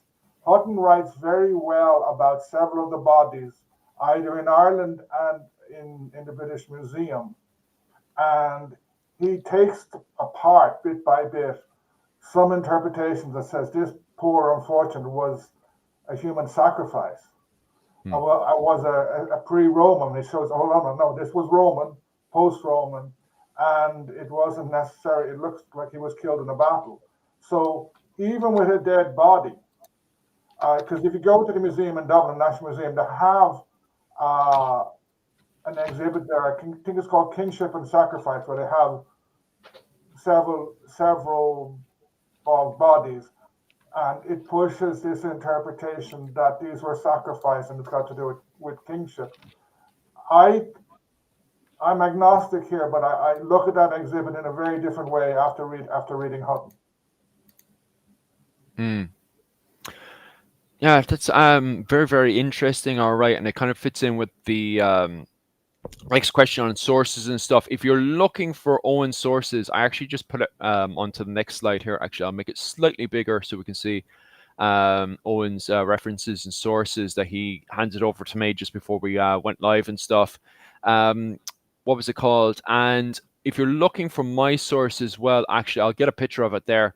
The book that I was referencing earlier is The Early Fin Cycle by Kevin Murray, down in UCC and stuff. So you can get it on the Four Courts website if you're interested in that one. But I just noticed in that book, it's exactly like how we see paganism when the Vikings come in, that it's not a case of just clean cut, that when you're dealing with the Finn cycle, it is a blur between kind of pagan beliefs with the Christian beliefs as well. And that's why I kind of use it a lot as kind of standing point to say, hey, look, no, actually, it's not 100% clean cut. Everyone's now Christian, including the warriors and stuff. It is a case of them, having these kind of heathen actions, very, very similar to the Gaul Gael, and that in reality, maybe it was a case of, when the Viking Age did come in, that it was a blur between the Gaul Gael and the currents at the time in the mythology referred to as the Fenians, that it's not clean cut whatsoever. Is there any other references or anything, Michal and Owen, that you guys want to reference as we continue on? And I'll highlight Owen's list there for you guys. Actually, there's a very good one on Tara. It's a free book. If you look at, I did 2 videos recently on Tara. If you look up the notes to those, I give a lot of references. There was a book about kingship and Tara that it's a collection of works. One of the guys goes into major depth in linguistics, and he has a great knowledge of India, like early India, and comparing Indo-Europeans' beliefs, etc. Because Tara is a very, very interesting place because it goes back to the Neolithic era. Then it was used in Bronze Age. Then it was used in the Iron Age, and it was always interlinked with the idea of kingship, and it looked very much, and even the name Chower in Irish, it comes from a word to do with sacred enclosure in Indo-European. It is something that dates way back before Christianity, and it stayed as something important to do with kingship. There's some very interesting stuff written there, and there's a lot of good sources in that. Yeah. And also on top of that, well, just to have that continued interaction between the comment section and ourselves. This is another comment that really highlights to me when talking about the fairy forts and stuff, that there is a blur between our old quote unquote Celtic pagan beliefs and our modern Christian interpretation, that it's not a case of just clean cut, hey, look, suddenly all the Irish are suddenly all perfect Christians. In fact, even up to the 20th century, a lot of these kind of Celtic pagan beliefs of the likes of the Danann and stuff kind of blurred into our folklore, that it's not a case of, hey, look, we're suddenly all kind of Christians. We still, even today, have our folklore beliefs. I still have my folklore beliefs. I'm still way into the likes of the fairy folk and stuff, and I still, out of my own respect of my own culture, wouldn't go in and destroy a fairy fort and stuff. Just there, the idea, the folklore, much of the folklore about fairy forts is relatively modern. Because until the downfall of Gaelic Ireland, I don't like using the word fairy because it means a tiny person originally. Yeah. The Tuatha Dé Danann, etc. To me, that's where Tolkien got his idea of elves. Yeah. That's a completely different argument, but that's the sort of, they were big people. The Victorians had this fascination with like tiny elves and fairies, etc. They, no, I don't like the word impose, but they, in the Victorian times, Irish people start talking about fairy folk. You know, the ring forts go to this fairy thing. Beforehand, they wouldn't have said fairy. They knew what they were. The English didn't, because in 1600, Mountjoy builds a fort on a ring fort in somewhere in Armagh, and one of his officers says, "Oh, this was built by the Danes." It wasn't. It was a ring fort. So the fairy fort thing is 200 years old, maybe a little bit more. It's a new type of folklore that it's bastardized Gaelic beliefs and throw in Victorian ideas, etc., etc. So is that just so I understand? Is that linguistics you're arguing, whether the term fairy? So No, if we no, use it's the the whole thing is Victorian. imported. Yeah, so I think Victorian people came along and they began to write down the rise of antiquarianism, and they were trying to understand these stories, these legends, and they reduce the Gaelic beliefs to fairies. And then instead of talking about a ring fort, probably the Irish people, they had some other world beings were involved, but these other words become fairy fort. It becomes a fairy fort. It's because it filters through middle class, educated middle class, and then it filters back, and then soon, within 100 years or so, everyone's talking about fairy forts. That's fascinating because fairy folk is very much a kind of more of an Anglo word rather than Irish word. Like I can't even see how Irish would have any form of it. It's very like to me. Now I'm not linguistic whatsoever, but fairy folk, even the word fairy seems very kind of Anglo. It doesn't seem to. I watched a YouTube podcast. I can't remember what it's called. They do a lot of stuff. It goes on for about 2 or 3 hours about the history of fairies in Ireland, Scotland, England, and Wales. It's really interesting. You see Michael doing the researching now on the point. No, I'm writing notes so I can research later. Right, yeah. My plan is to actually rewatch this. Andrea is asking, what did the Gaelic call fae? We don't really know as such. To me, the Tuatha Dé Danann were the Gaelic equivalent, but they were very different. As I said, they were similar to Tolkien's elves. They were beings. If you look at the Battle of Ventry, I forget what it's called in Irish. One guy, they need support to fight the king of the world, and he goes to his father. I think his stepfather or his father-in-law is from the Tuatha Dé Danann, and he wanders into his house. And this guy argues with some other Tuatha Dé Danann, and they decide to support them. So the Tuatha Dé Danann go down to Ventry, fight the invaders for a day, delay them, and then they go back home. So they're like just neighbors, slightly different neighbors. It's a funny interpretation. And in the Fianna cycle, like Dermot from Dermot agus Grania, he was deeply connected with the Tuatha Dé Danann, and I think his stepfather was one. And he had although he's from South Kerry, at least that's what they claim here, he had some connection with Bruna Boyna. And the Tuatha Dé Danann guys appear in Teoiriach Dermot agus Grania and in several other Fianna stories, I'm fairly sure.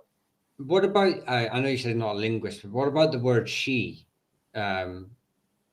She, Sidhe. Yeah. She starts off as a different word for ring fort.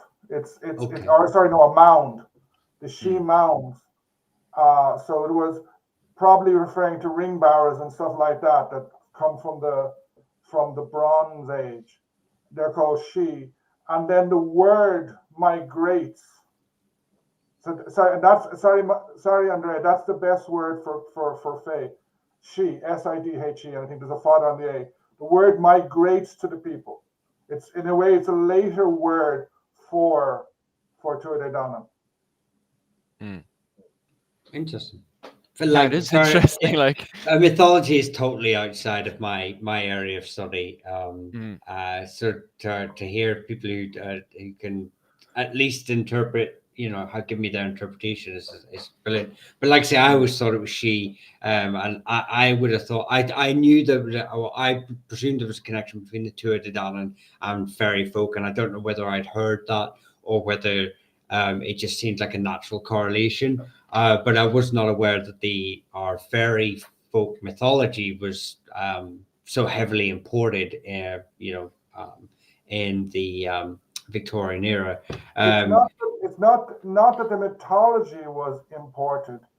Or interpretation of it, more is maybe what I mean. Reinterpreted.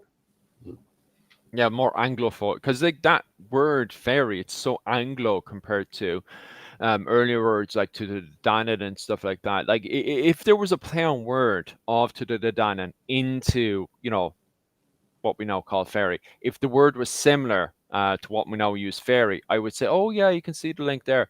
But fairy is so Anglo, it's so English, my interpretation.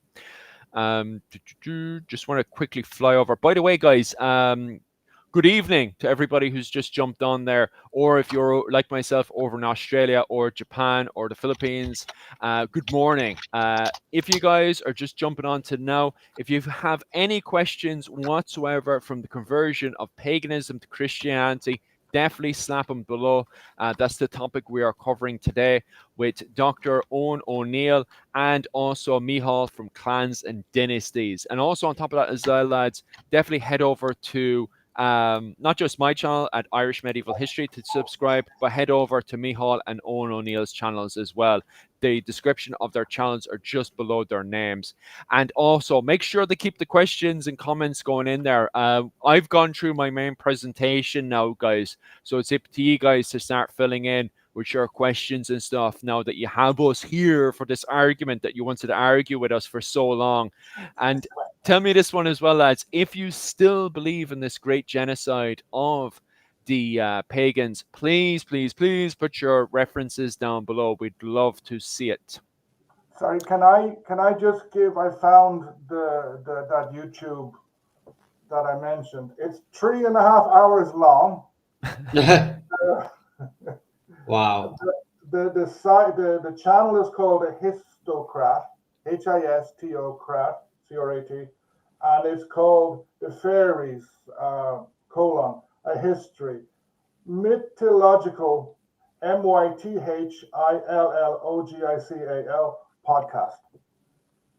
So there you can dive very deeply into the idea, the mythology and etymology and history of fairy belief in Ireland and Britain.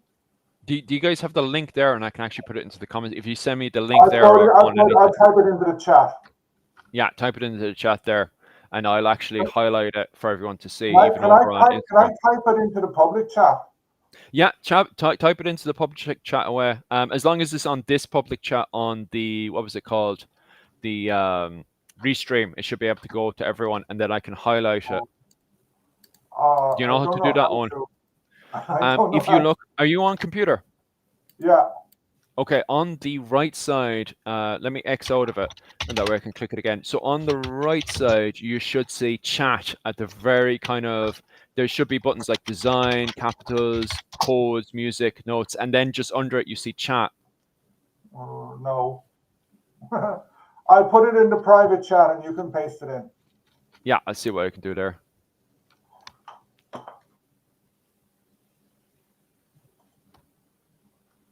Oh, they've also got a video on Ireland and Druids. I'll have to have a look at that. I definitely have to have an old poke anyway. It's a good one. The Fairy Queen.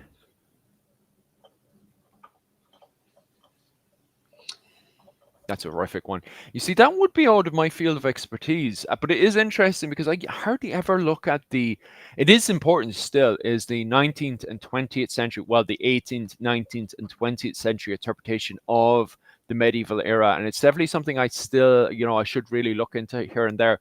It's just, I'm sorry to say, guys, but after 1603, my interest in history just overall just kind of starts to dimmer down. The Fairy Queen is written in the 1590s. The Fairy Queen is Queen Elizabeth, and it's not in that book that Spencer describes that.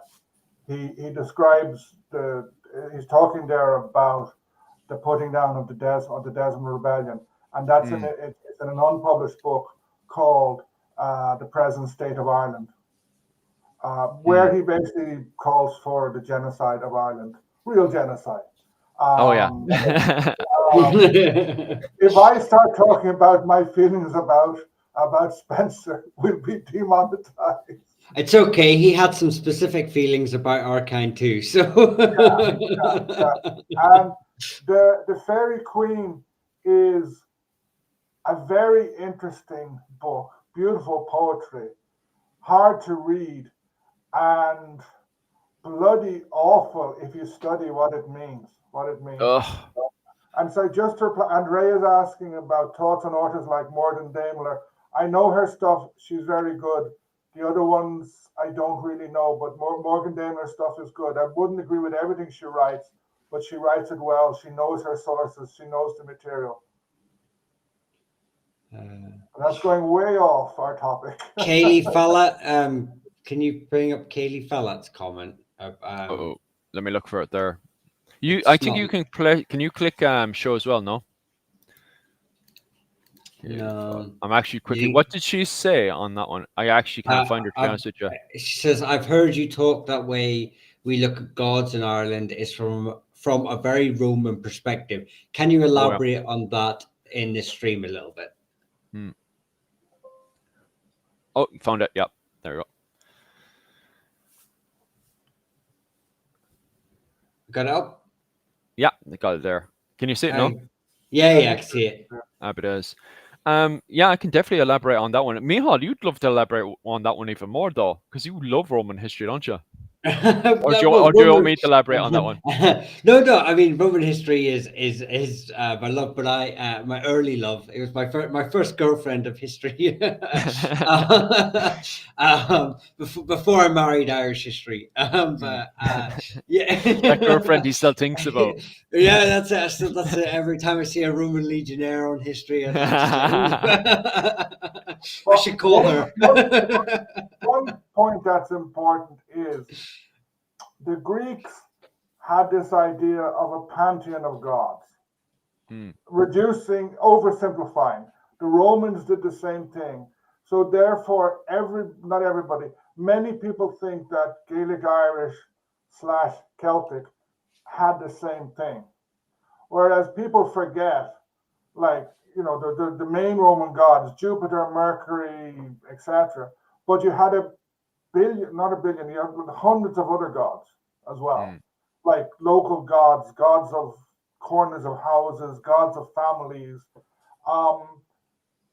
So it's this idea of a pantheon, of a limited number of fixed gods, of this god or goddess always being the god of something, and just being that, like the god of war, the king of the gods, the other ones.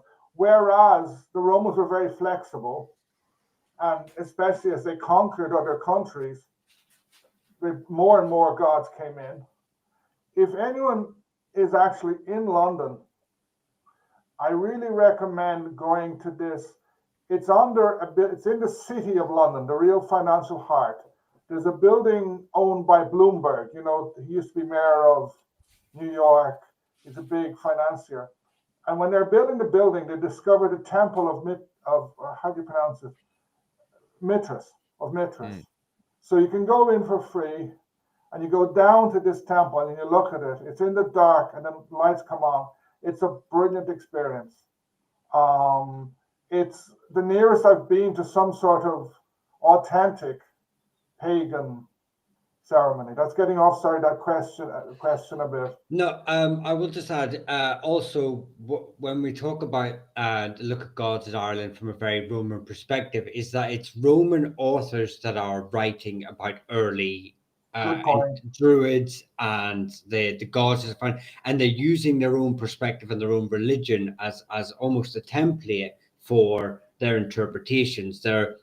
they're not really learning about these religions per se. They're sort of looking at it and going, "Oh, you've got a sun god, well, or god of war, that's Mars." You know, they're not really going into the in depths about actually. Do you know what? When you like look at our saints, well, look at our saints, the Roman Catholic saints. No saint is a saint of one thing. Saint Joseph is a saint of traveling, or Saint Declan is the saint of mothers who have lost babies. But they actually have multiple.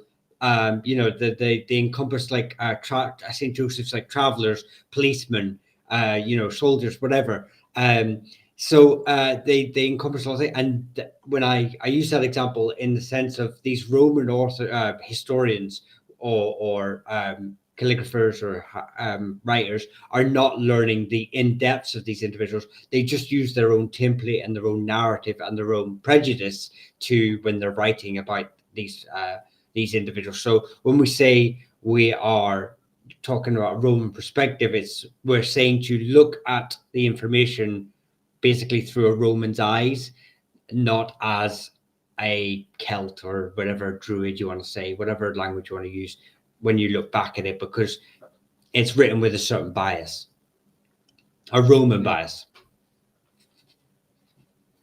Nice. And popping over, make sure to keep the comments flying in there as well, guys. It's good for my algorithm, that's why.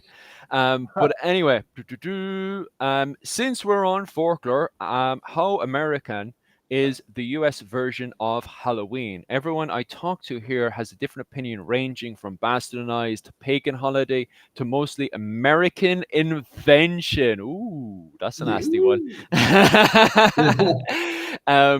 Yeah, I think this is a very good comment, especially going into Halloween, and especially into the topic that we're covering right now, because I do believe that the person leaving the comment has an agenda that they're trying to highlight deep down that's fitting to the subject as a whole, which I do actually agree with. And I think it's another piece of evidence to support my original argument that it's not a case of cut and dry, hey, look, in 550, everybody is a Christian, that we do have for a very long time the ideas of Samhain that constantly blur between paganism first and foremost, and then Christians trying to work it into Christianization, especially when there's so many little ceremonies and stuff that to the people in Ireland at the time sort of work.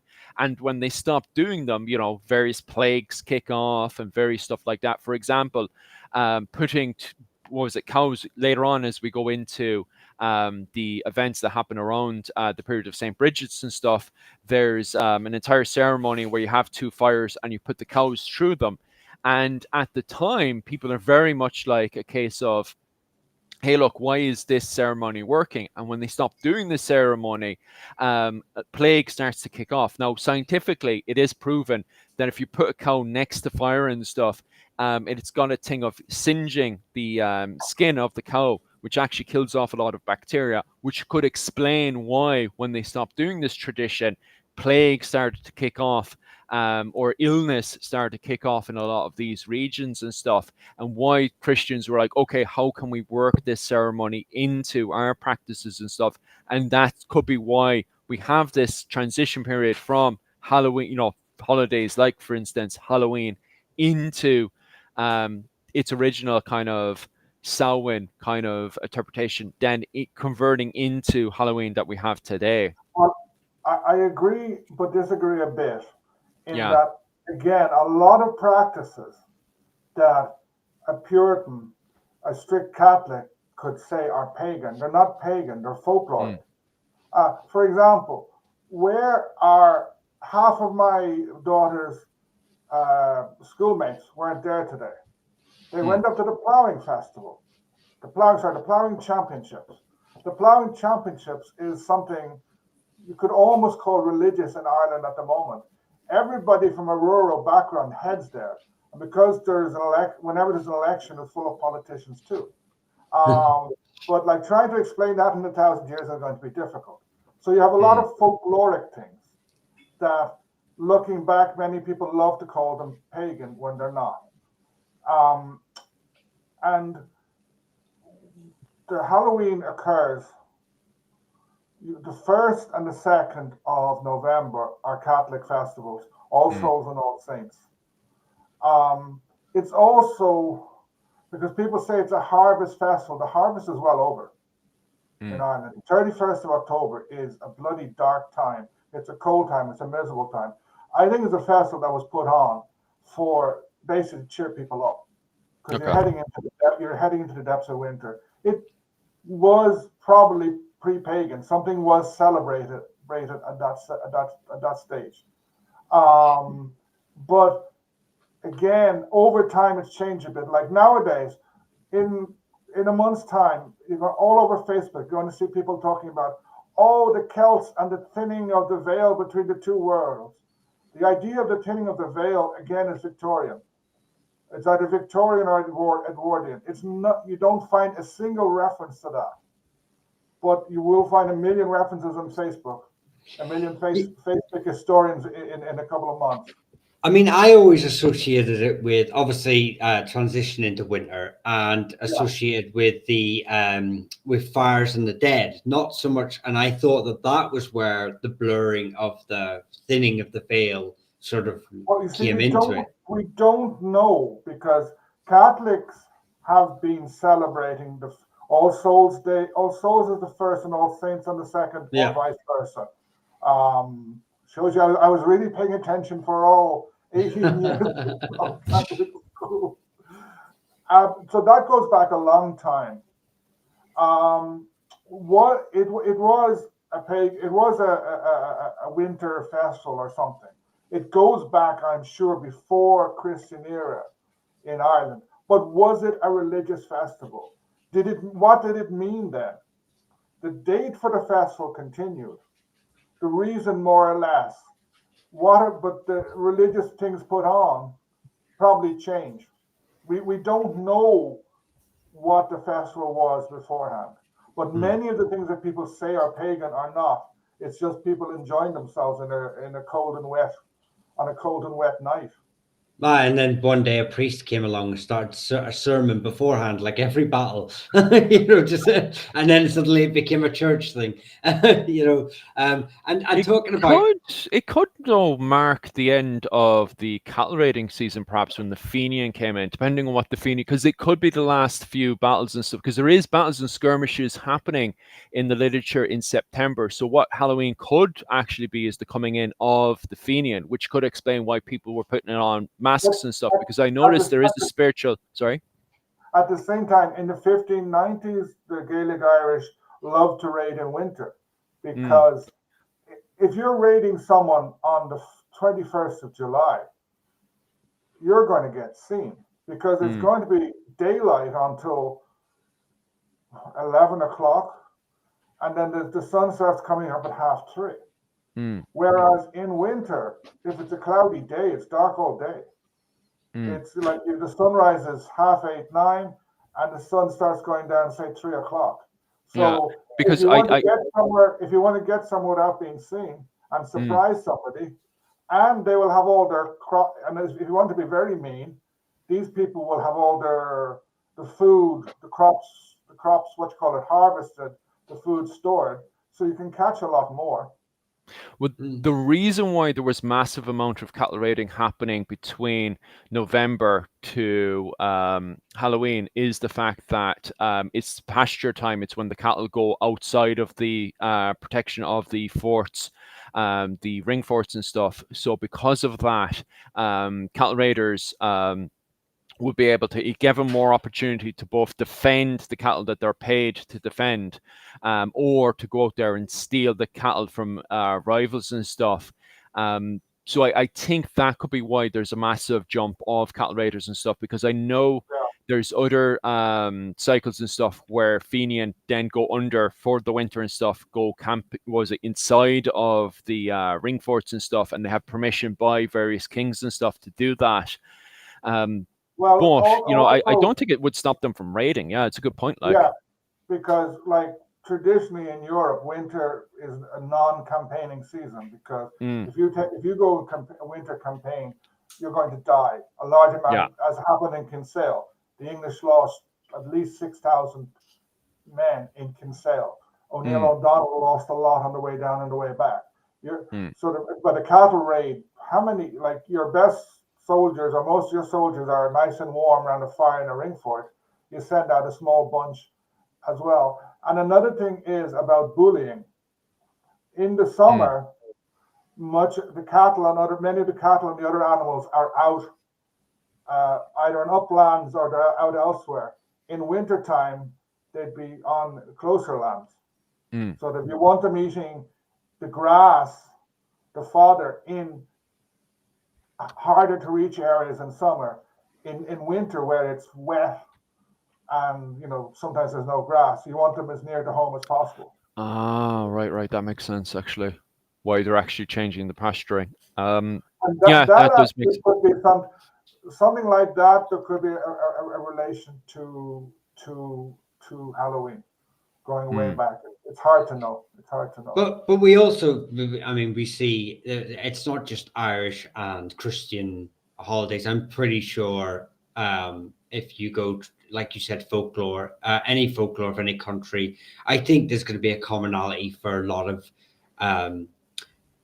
transition through seasons, certain times of the year that have a general overlap, and especially how many Catholic sort of feast days, saint feast days there are and stuff like that. I'm sure you could easily just pinpoint a saint's feast day and go, oh, look at that, it just coincides with some local folklore or tradition. So whether they are incorporated for that specific reason, there's so many of them. I'm sure some of them were, and again on the same day, on the same thing. I'm sure some of them were just a coincidence.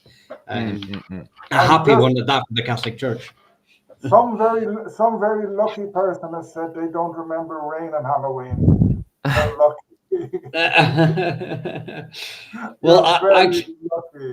Well, I actually live in a place at the minute where you don't get snow. So I've never had a white Christmas where I live right now. So I live in Valencia Island. Yeah. We get snow once a year for about 10 minutes, and I think I'm struggling to call it snow. A snowflake. Yeah. That's a good question. Where's pilgrimage common in medieval Ireland? I'd like to have a pop at this one. Very. Yeah, go on. Very. Yeah, it was very common, but not only was it very common, it was very lucrative. So a lot of families would own either the monastic site itself or the area that was of great import, or would have tariffs that you paid along the way. So you would go along the way. There's I think it's the O'Hallorans from County Clare were made very wealthy they were a border family, so they were based on the borders of County Clare against Galway. So they made a good bit of wealth in there. They were not a good bit of wealth. They needed a force to fight against, make sure any encroachments from any Galway families, probably the O'Maddens or whatever, would come across. Well, actually, the O'Shaughnessy's, they're around that area. So anyway, they needed to be forced. So what they did was they had toll booths basically along this route. They lived just right alongside a pathway that led to a pilgrimage site, and they would toll pilgrims and they made a huge amount of money, enough to make sure that they could defend their borders against O'Shaughnessy raids. So it was, not only was it very popular, it was so popular that families were making a killing off it, literally. So it's it's great to see that. I just wanted to put that wee tidbit of information out about the O'Hallorans. I have another point. It kind of joins together this idea of it's something that has lasted for thousands of years in Ireland related to religion. Think of Newgrange, Brunabonia. When they restored it, I know there's controversy about this. They put that big white cover of white quartz. Yep. Now, I've read lots about it. So I'm not talking about whether it's good or bad, but there was white quartz there originally. So that's 5,000 years ago. Jump ahead of another 1,500 years. Many wedge tombs had, like we know the idea of the wedge tomb, the big curve under the stones. Some of them were actually covered with gravel, and there was white quartz around them. White quartz was associated with them. Jump to early medieval times. Like near where I live, there's zillions of monastic sites. You can fall over them, but you find white quartz at a lot of them, and it seems to have been associated with pilgrimages. There are lakhs, which was a sort of stone where when you came on a pilgrimage at this place, you'd walk around it, say a few prayers, but you'd leave a white quartz stone. Jump to the modern period, go to a graveyard in Dublin, and you'll see lots of graves covered in a white quartz stone. So I've been thinking about this question on tours that I give quite a lot, but I've never seen anyone study it. But it's just white quartz has been associated with death, with burial in Ireland since at least Neolithic times, and it still is. So I don't know exactly how to describe that, but it's a continuation of some form of practice. And Ray is saying that you'll be more likely to see ghosts too. Stay away from graveyards. Yeah, well, that's it. Maybe that's what you take it. Like a ghost following you. You go on your pilgrimage and you throw the quartz down and say, "Right, you can stay here. I'm off home." Yeah. There was another question I think I saw earlier. Hang on. About we'll just spoken pride. Go on. I can't remember where it is. It was something to do with the Irish Olympics. And just the tall teen, I think it was, but I can't see it here. Speaking to the microphone. Who's to speak? Yeah. If there's any problems or anything, guys, could you just name which one has the technical problems with the sounding and stuff? I'm perfectly aware the sounding isn't perfect yet, but this is why Patreon and stuff exists. Hint, hint, hint, hint. We can get better equipment and stuff because that's where the money goes. And also different advice for different forms of microphone and all that stuff. And even on top of that, even when we get the microphone, remember, we're not professionals in any of this stuff. We are specializing in Irish medieval history. We don't specialize in sound, so we're kind of just making this up as we go along. We just kind of get the microphone and just kind of shove it into the laptop and stuff. Well, that's what I do anyway. I've got three I've literally 3 microphones. I stole my microphone off my son. I just robbed it earlier and just shoved it in. Look at that professional one that isn't being used properly. Stop. I have a blue Yeti over there and I don't even know how it works. I shoved in this way and that way. We're doing all kinds of mad stuff. The question about the games is from Dan Breen, 1916. Dan Breen, 1916. And it was asked at 23:56, 35. Yeah, he's still alive. He says, all right, Taltine. Oh, yeah, I've got it. Whether real or myth, I can imagine warfare was endemic. I couldn't imagine people gathering for Olympic-style games or such. Actually, I don't know about Taltine specifically, but we did have in fairs or fetes or whatever you want to call it, Airnocks, I think they're called. Airnocked or something like that. You see, if it's an original, actually the original spelling, if you ever go look at the O'Connor Kerrys, their homeland is the original spelling of their area, Iraqda or something like that, is a corruption of this. But basically, it's gatherings of people from all over, and you would have gatherings to dispute, to sort out ruling disputes, like who's going to be the next, Tarnister, or who's going to be the next, put their claims forward. Marriage. Families to get together would bring eligible children to be married and to sort out local disputes and to celebrate. This is well documented in medieval history, and it goes back even further. And we're not the only people to do it either. This idea that warfare was endemic, when you that's another problem when it's I think the wording's wrong for Ireland and warfare, in the sense of we had a lot of fighting, but we didn't really have a lot of warfare. The battles that we write about are so, like, look, Battle of Clontarf, it was so mind-blowing, that this massive battle. And I think there needs to be a sort of almost distinction between a couple of your young warriors going out and raiding another clan settlement and a pitched battle. And I think that pitched battles were not as endemic as anywhere else. We weren't a violent people. I don't, but then again, I don't consider mostly cattle raiding as violent. It could be violent, but it was mostly I don't know another word, but like cultural, or it was mostly politics. It was mostly a bit of everything. We'll go down, we'll steal a bit of castle, prove our point. We'll go down, steal a bit of cattle because for the crack. There's a lot of reasons for cattle raiding besides violence. So I think that just before we talk about home, I think sport is something natural. Get together 5 or 6 kids, throw in a tin can, and they're going to invent a form of sport with it.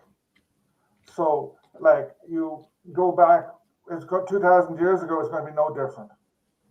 And then you have fairs. People come together in fairs to sell cows, to sell clothing, to buy stuff, and they're going to drink and have fun. But there's going to be sport. Like, the fathers may be sitting down drinking whiskey, but they may have brought out their young sons, and they don't want to be disturbed drinking their whiskey or their beer or their mead.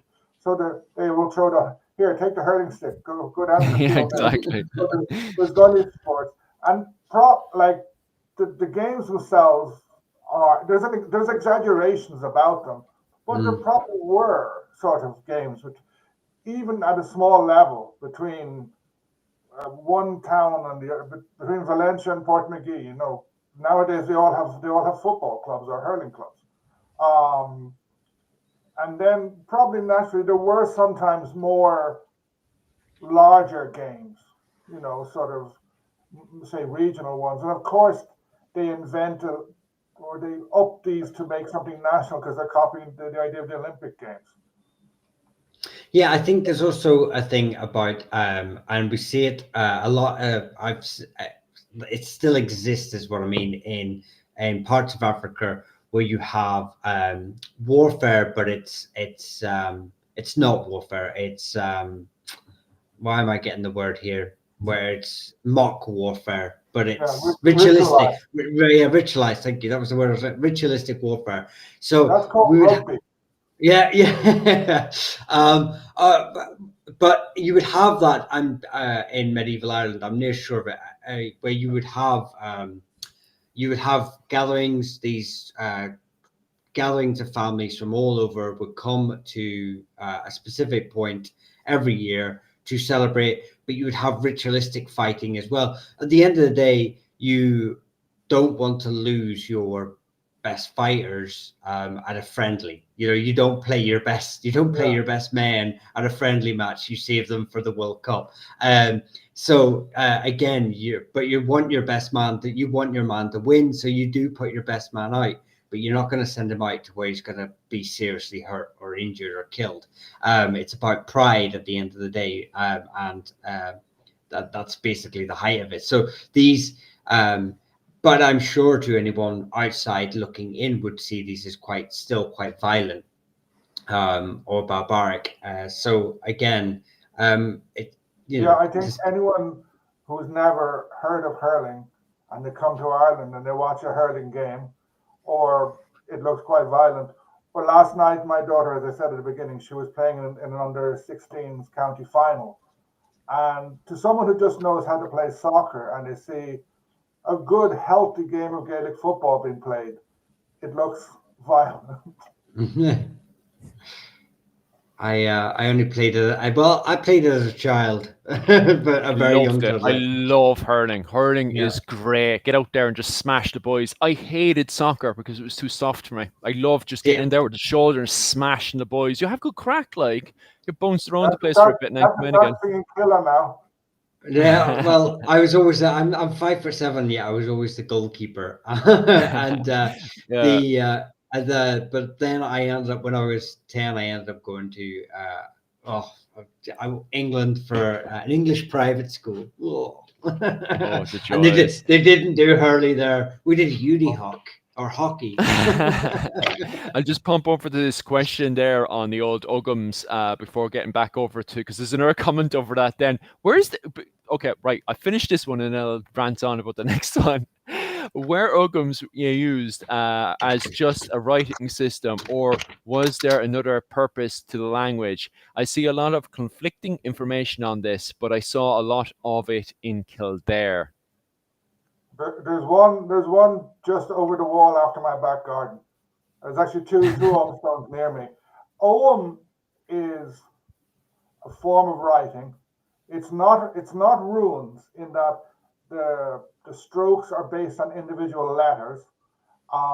It's based on, and if you read the work of people like David Sifter and other experts, it's actually based on the Roman alphabet. It emerged alongside Christianity, and later in the medieval period, people actually they've written some books in Ogham, which must have taken ages. Most of the Ogham stones basically says somebody, son of somebody of such and such a tribe. It's a name. They were kind of used just for marking posts and stuff like that. And I think they tried it at first, and then after 100 years, maybe 200 years, they just went back to writing with the Roman numerals as it was easier. But it's actually exported. I think it probably started in Munster because Cork and Kerry is where the biggest amount is. And if you're actually in Cork, go to UCC. There's this building there. My daughter calls it the Harry Potter building. I think it's called the Aula Maxima. There's a corridor there with about 30 Ogham stones, and they're really well preserved because, like the ones near me, there's cattle in the fields. The cattle rub themselves, so over hundreds of years they wipe out the letters. So an Ogham in the wild is very hard to read. You have to see it in a museum or something. I just want to say Seamus O'Blian, the reason the accent is foreign. I'm born and bred here, okay? Just because I went across to England to be educated. He's one of them gold Gaels, them foreign Irish people, huh? Okay, back on topic again. Once again, okay, right. If we're making statements that that Patrick came in, colonizing the Irish and stuff, we need evidence to support it, guys. Like, okay, go and find this evidence. I don't care at this point, because so far I've been looking at the comments and I wanted somebody to have legitimate argument here because it's good for my algorithm. However, all I've gotten from people is aggressive comments. No actual source, any kind of sources, even a website to elaborate on that I could look at and say, okay, so this is what's going on, A, B, and C. Instead of just gotten like a few negative comments here and there, nothing that's been elaborated on. So if you guys believe St. Patrick came and colonized the Irish, you need references to support that. I've got references to support he didn't. So there we go. Okay, is there any other comments or anything you guys want to elaborate on? Because we've got a good few juicy ones in here. Someone just, Andrea asked, was Ogham from the Romans?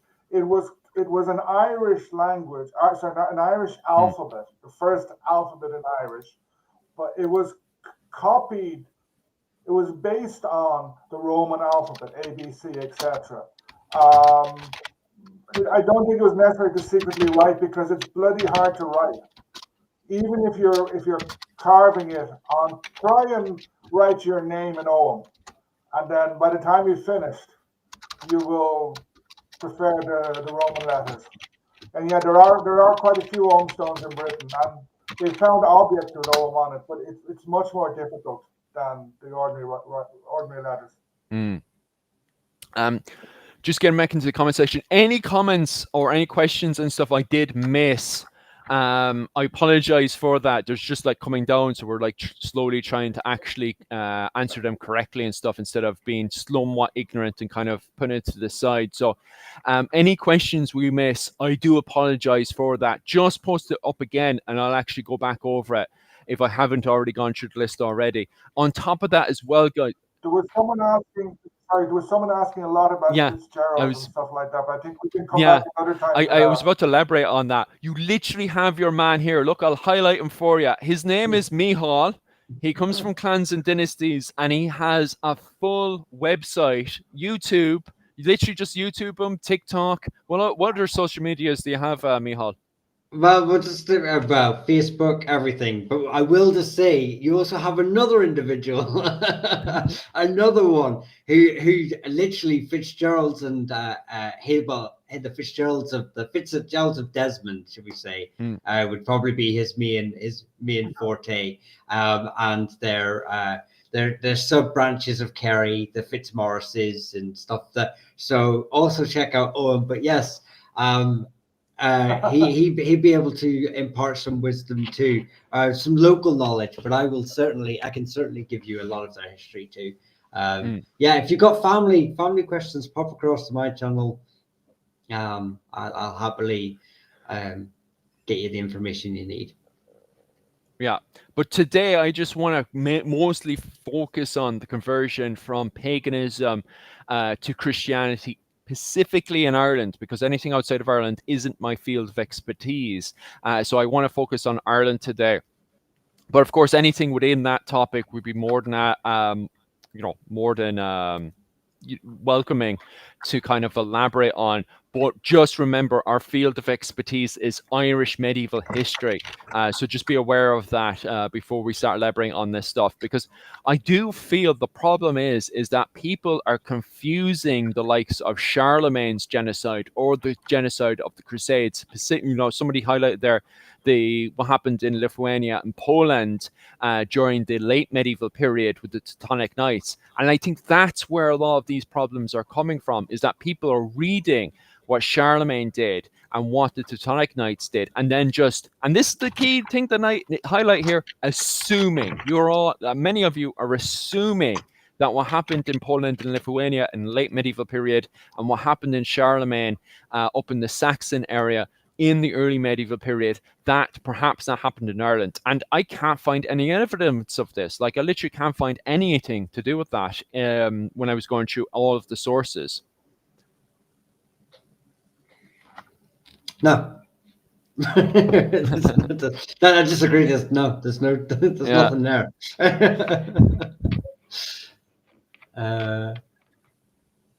So yeah, just to elaborate on stuff like that. If you have the impression that because of the genocides happening within Charlemagne or over with the Polish-Lithuanian, that happened over in Ireland, it didn't. Like, as I said there in my earlier presentation, it is a case of converting from, it's not a sudden thing. You see that in, 536 with the arrival of St. Patrick, that even before the arrival of St. Patrick, we have the indication of St. Palladius, who's a bishop, by the way, who came from Rome to Ireland. Now, the fact that he is a bishop who came to Ireland indicates that there was already Christians in Ireland, because you wouldn't just send a bishop straight away to Ireland. They'd have to be a community already in Ireland for them to send the bishop. That indicates that perhaps missionaries were already sent to Ireland, or, as Mihal had highlighted earlier, that because of the interactions happening between various educated Irish people going into the Roman Empire, and also indications of Irish people wanting to do military service in Rome, that because of that interaction, that they had brought back Christian ideas into Ireland, and that had started up a Christian community in Ireland, which eventually brought in the likes of Palladius, and then later on St. Patrick going into the likes of the Nail territories to further develop this Christian identity in Ireland. Just in relation, the last comment that you put up, forcible conversion does not equal genocide. Like, I know that I was going to say King Arthur, not King Arthur, King Alfred when he won this major battle, the Norse king submitted to him and agreed to become Christian. But if we look, for example, at the early modern period, Henry VIII picks a fight with Rome because they won't let him divorce, and he converts England. That's never referred to as forcibly converting, but that's what it was. And that was in the early 1530s. But they reckon, for example, the north of England, Yorkshire, etc., was strongly Catholic until the 1590s. And the same happens in France. Henry IV, he basically wins the wars of religion. He can't capture Paris, so he's forced to convert to Catholicism. And when various kings during the wars of religion, during the Reformation, when they decide to go to one side or the other, they flip their country.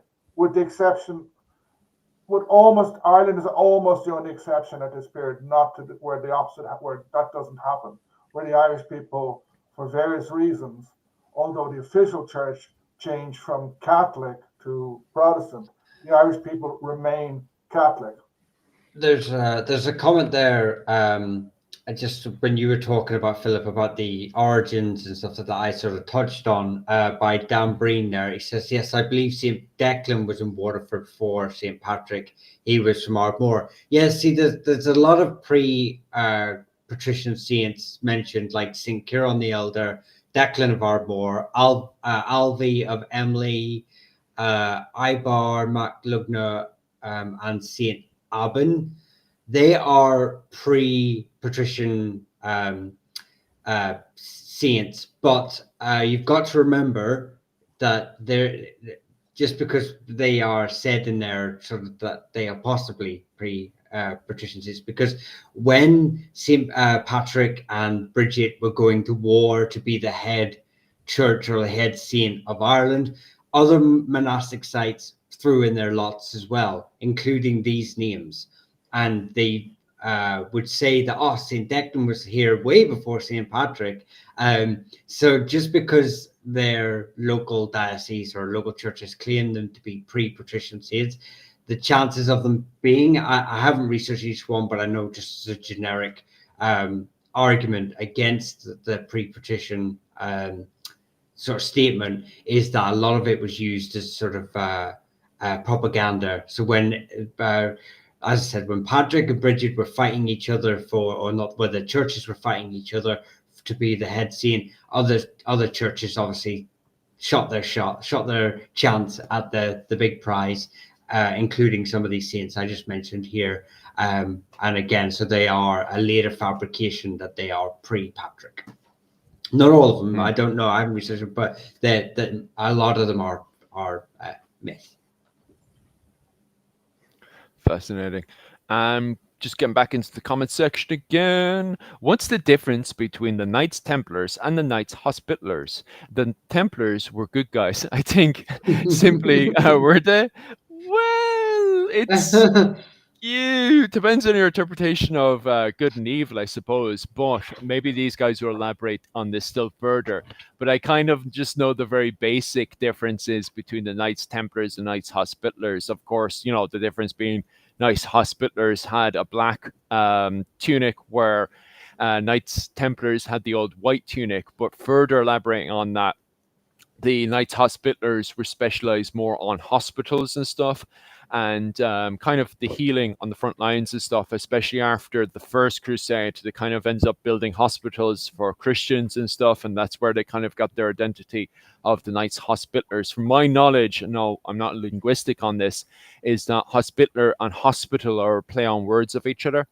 Now, to jump over to the Knights Templars, now originally the Knights Templars were there to protect pilgrims making their way from Europe into the Holy Lands, because there's plenty of bandits on the roads, especially going from the Constantinople region into Turkey. Because of the amount of nomads you have around that area, pilgrims were kind of open to attack and stuff, and then going into Jerusalem. But then the Knights Templars kind of built upon that, and they ended up starting up the first banking system because of the fact that they had a system where you would give them all your money, and then they would give you a token, a piece of paper in return. And then when you made it over to the Holy Lands, you could exchange this token to get a bit of your money or whatnot, but you didn't get your full receipt until you went back, you got back home and you were able to give the Knights Templar back the token, and then he'd be able to give you not just all your stuff back, but also your land. You could put your land into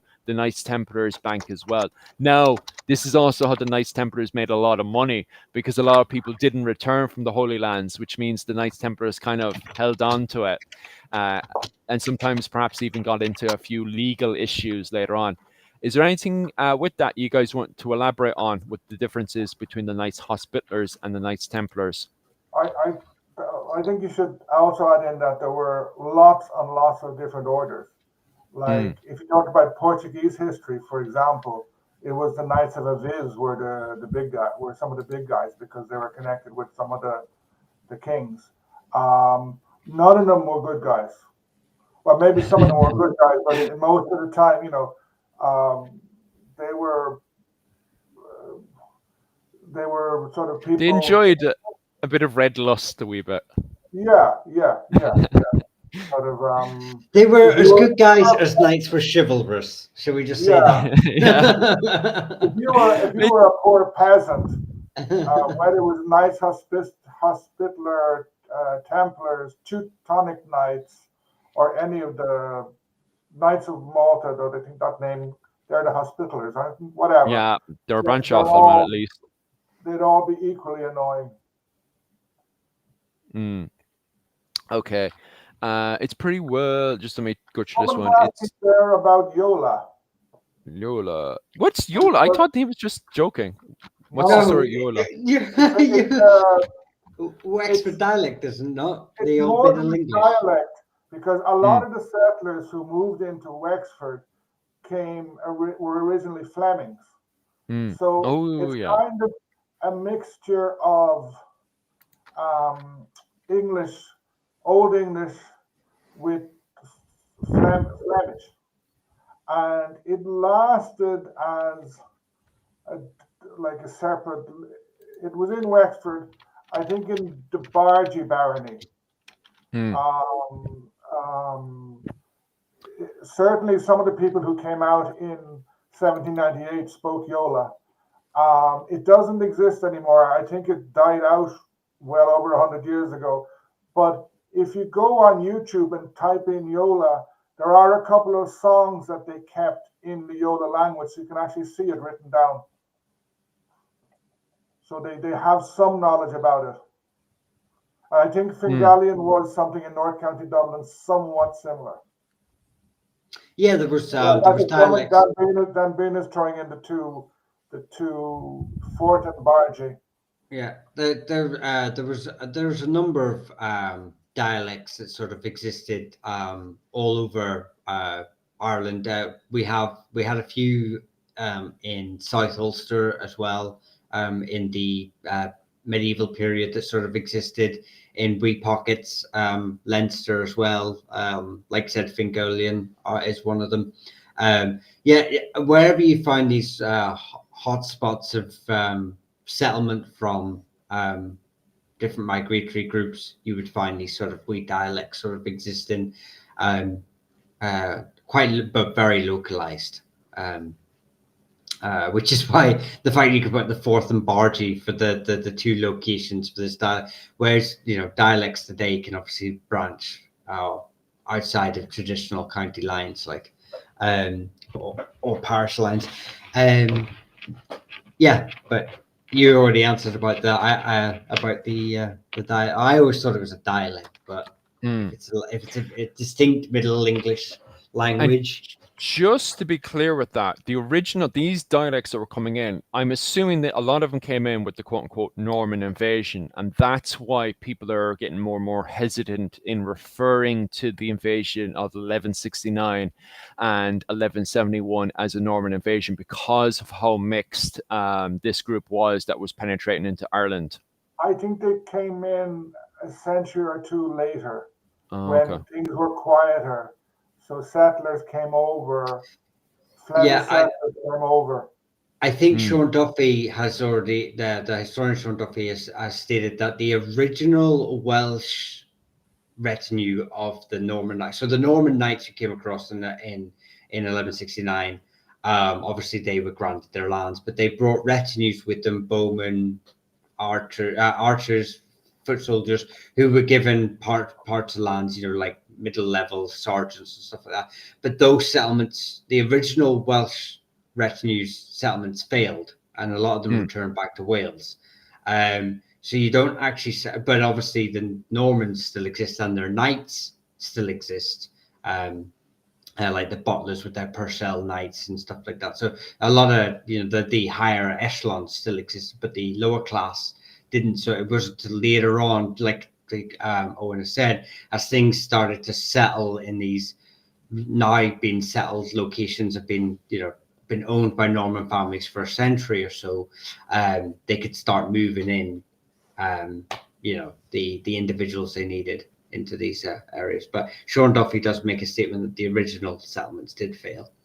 Because I know Sean Duffy's going to, well, he's in the middle of elaborating on that one with the newest one that's coming out, which is Invasions Ireland 1169, which is going to be a whole book of papers which are going to be brought out. I think originally it was meant to come out this year. It's going to be on 4 quartz. Let me quickly actually look that one up for you guys so I can give the actual date of release that's put in right now, because I think that was supposed to come out this year, but now it's coming out next year, where Sean Duffy is going to elaborate on a lot of this stuff. So if you guys want a book to be eating all that kind of stuff, wait until next year. Let me actually quickly look that date up as the other 2 lads entertain you, and I'll post that up. Is there any other question you want me to highlight there? Yeah. Do a dance there. Ellis Kettler, she's always good and entertaining. Here, you guys have that. I can't juggle, so unfortunately.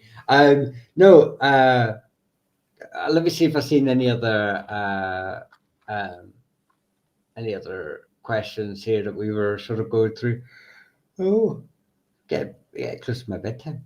We'll finish up there in a second. If you guys have any last questions there before I post up, what was it called? That thing, definitely post it below, and we'll finish up there, because this has been going on for 2 hours and a half, and the lads are starting to get hanging there. It's great for me. It's early morning for me, so I can literally talk all morning about this.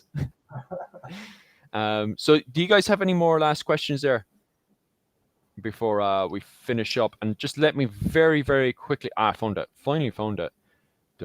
Actually, I'll just see if I can just send the link up for you guys. That book is going to come out on April 2026, Invasions 1169, which the main editor there is Sean Duffy. So if you want a book there to elaborate on all of that stuff and all the politics and stuff that's happening, there you go. Invasions, and that's the name of it as well. And that's going to come out next year. Oh yeah, that was the one. Sorry about that. You guys asked me that one earlier as well, on the wolves in medieval Ireland. Were they a major hazard for the people? Yeah, sorry about that. I actually seen that earlier, and I was actually meant to answer that one, and then I suddenly got bombarded. Yeah, it's an interesting one. There is actually plenty. It seems to me, looking at the likes of the Finn cycle and stuff, and the other Irish literature, that wolves seem to be a constant hazard to cattle raiders as they're sneaking around the forest and stuff, because the stories like Cuchulainn and stuff seem to indicate a little bit of a fear to wolves. And then as we go into the likes of the Desmond Fitzgerald and stuff, you have Kilmallock, which got cleansed after the war by wolves. So it seems to be that wolves seem to be a constant threat around the forest area, from my interpretation. Go on. When you're right, like in the Elizabethan period, when they're using wolves, etc., you have to take that with a huge grain of salt, because they throw in wolves to create the idea that the Irish are savages. Sort of, and the wolf has this sort of meaning of something bad in Western Europe for a lot of the time. There were many wolves, but I don't know how many there were. there probably weren't that many because just the land couldn't hold it. Ecologically, they are probably good in keeping deer numbers down because I know where I lived, like in Kerry, the deer have, there's an urgent need for wolves. The farmers would shoot me for saying that, but the deer are expanding everywhere. So a wolf is an easy symbol to use. Yes, they probably would come out and eat dead people, but I don't think they were much of a particular hazard. They were sort of, everybody, so many stories, sort of Little Red Riding Hood, all this, the big bad wolf. So the wolf is a symbolic baddie. But how many people in Europe were killed by wolves over the last 1,000 years? Probably not that many. And I don't think Ireland was particularly different. Yeah, I definitely 100% agree with that, because you can see that with Gerald of Wales's topography of Ireland, where he constantly compares the men of Usherga to wolves as well. Literally, I think at some stage he literally just calls them wolves, and he definitely has that depiction of a man that looks like a cattle raider, because he's dressed very similar to the Book of Kells Irish warrior as well. So I assume he is a kern, a cattle raider, and he's very much compared to wolves as well. And we can kind of see that indication as well in the Finn cycle, where there's this comparison between wolves and cattle raiders living inside of the forest lines and stuff. So there's definitely something that Gerald of Wales is working upon, but he's still playing it in a kind of, well, if they're playing around with wolves, they must be, and behaving like wolves as well, because he highlights that kind of animal topography a lot, is this whole idea of, Fenians and wolves and Irish people and wolves. Even like there's even a point where he has a depiction of a woman getting off with a animal as well. So he definitely uses that kind of animal topography as an evil thing. Well, definitely a barbaric thing, and wolves is a very negative, evil thing as well. The famous quote, "They came like wolves out of the sea."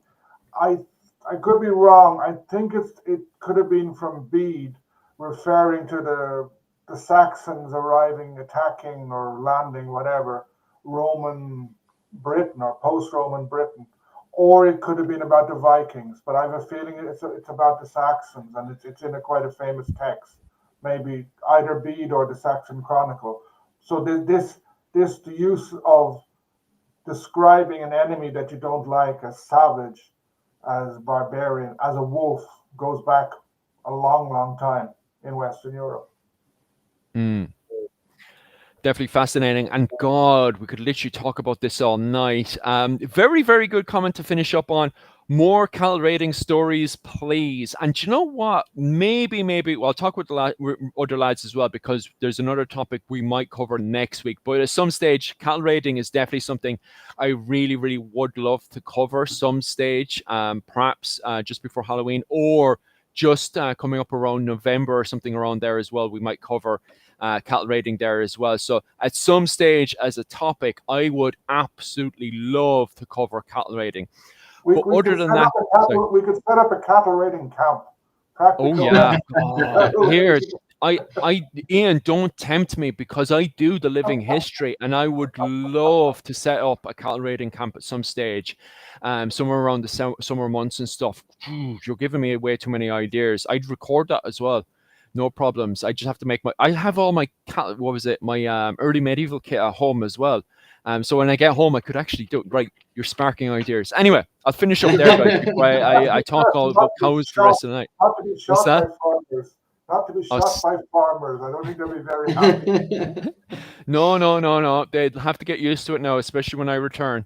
Regardless, guys, I could literally talk about cattle all night, but we'll have to finish up here, especially since the two boys are getting a bit sleepy.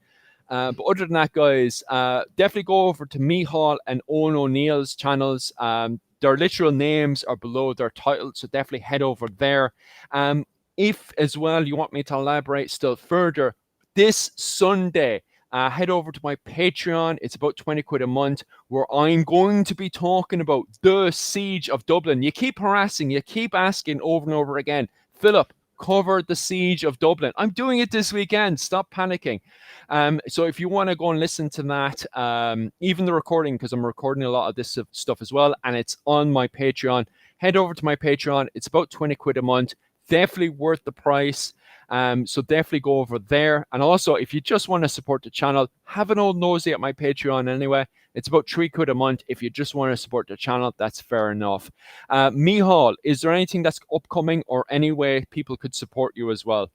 There's, I don't know about upcoming because I recently lost my phone, which had 2 years worth of research. And I know I literally had four or five complete videos ready to go with a lot of research, and I mean a lot.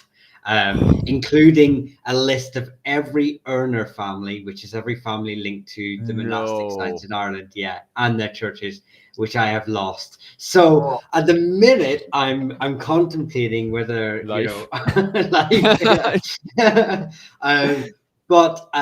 so I don't know where I'm at the minute, but I will probably post some stuff just to keep me busy till I figure out what I'm going to do. So just keep an eye on TikTok and keep an eye on YouTube.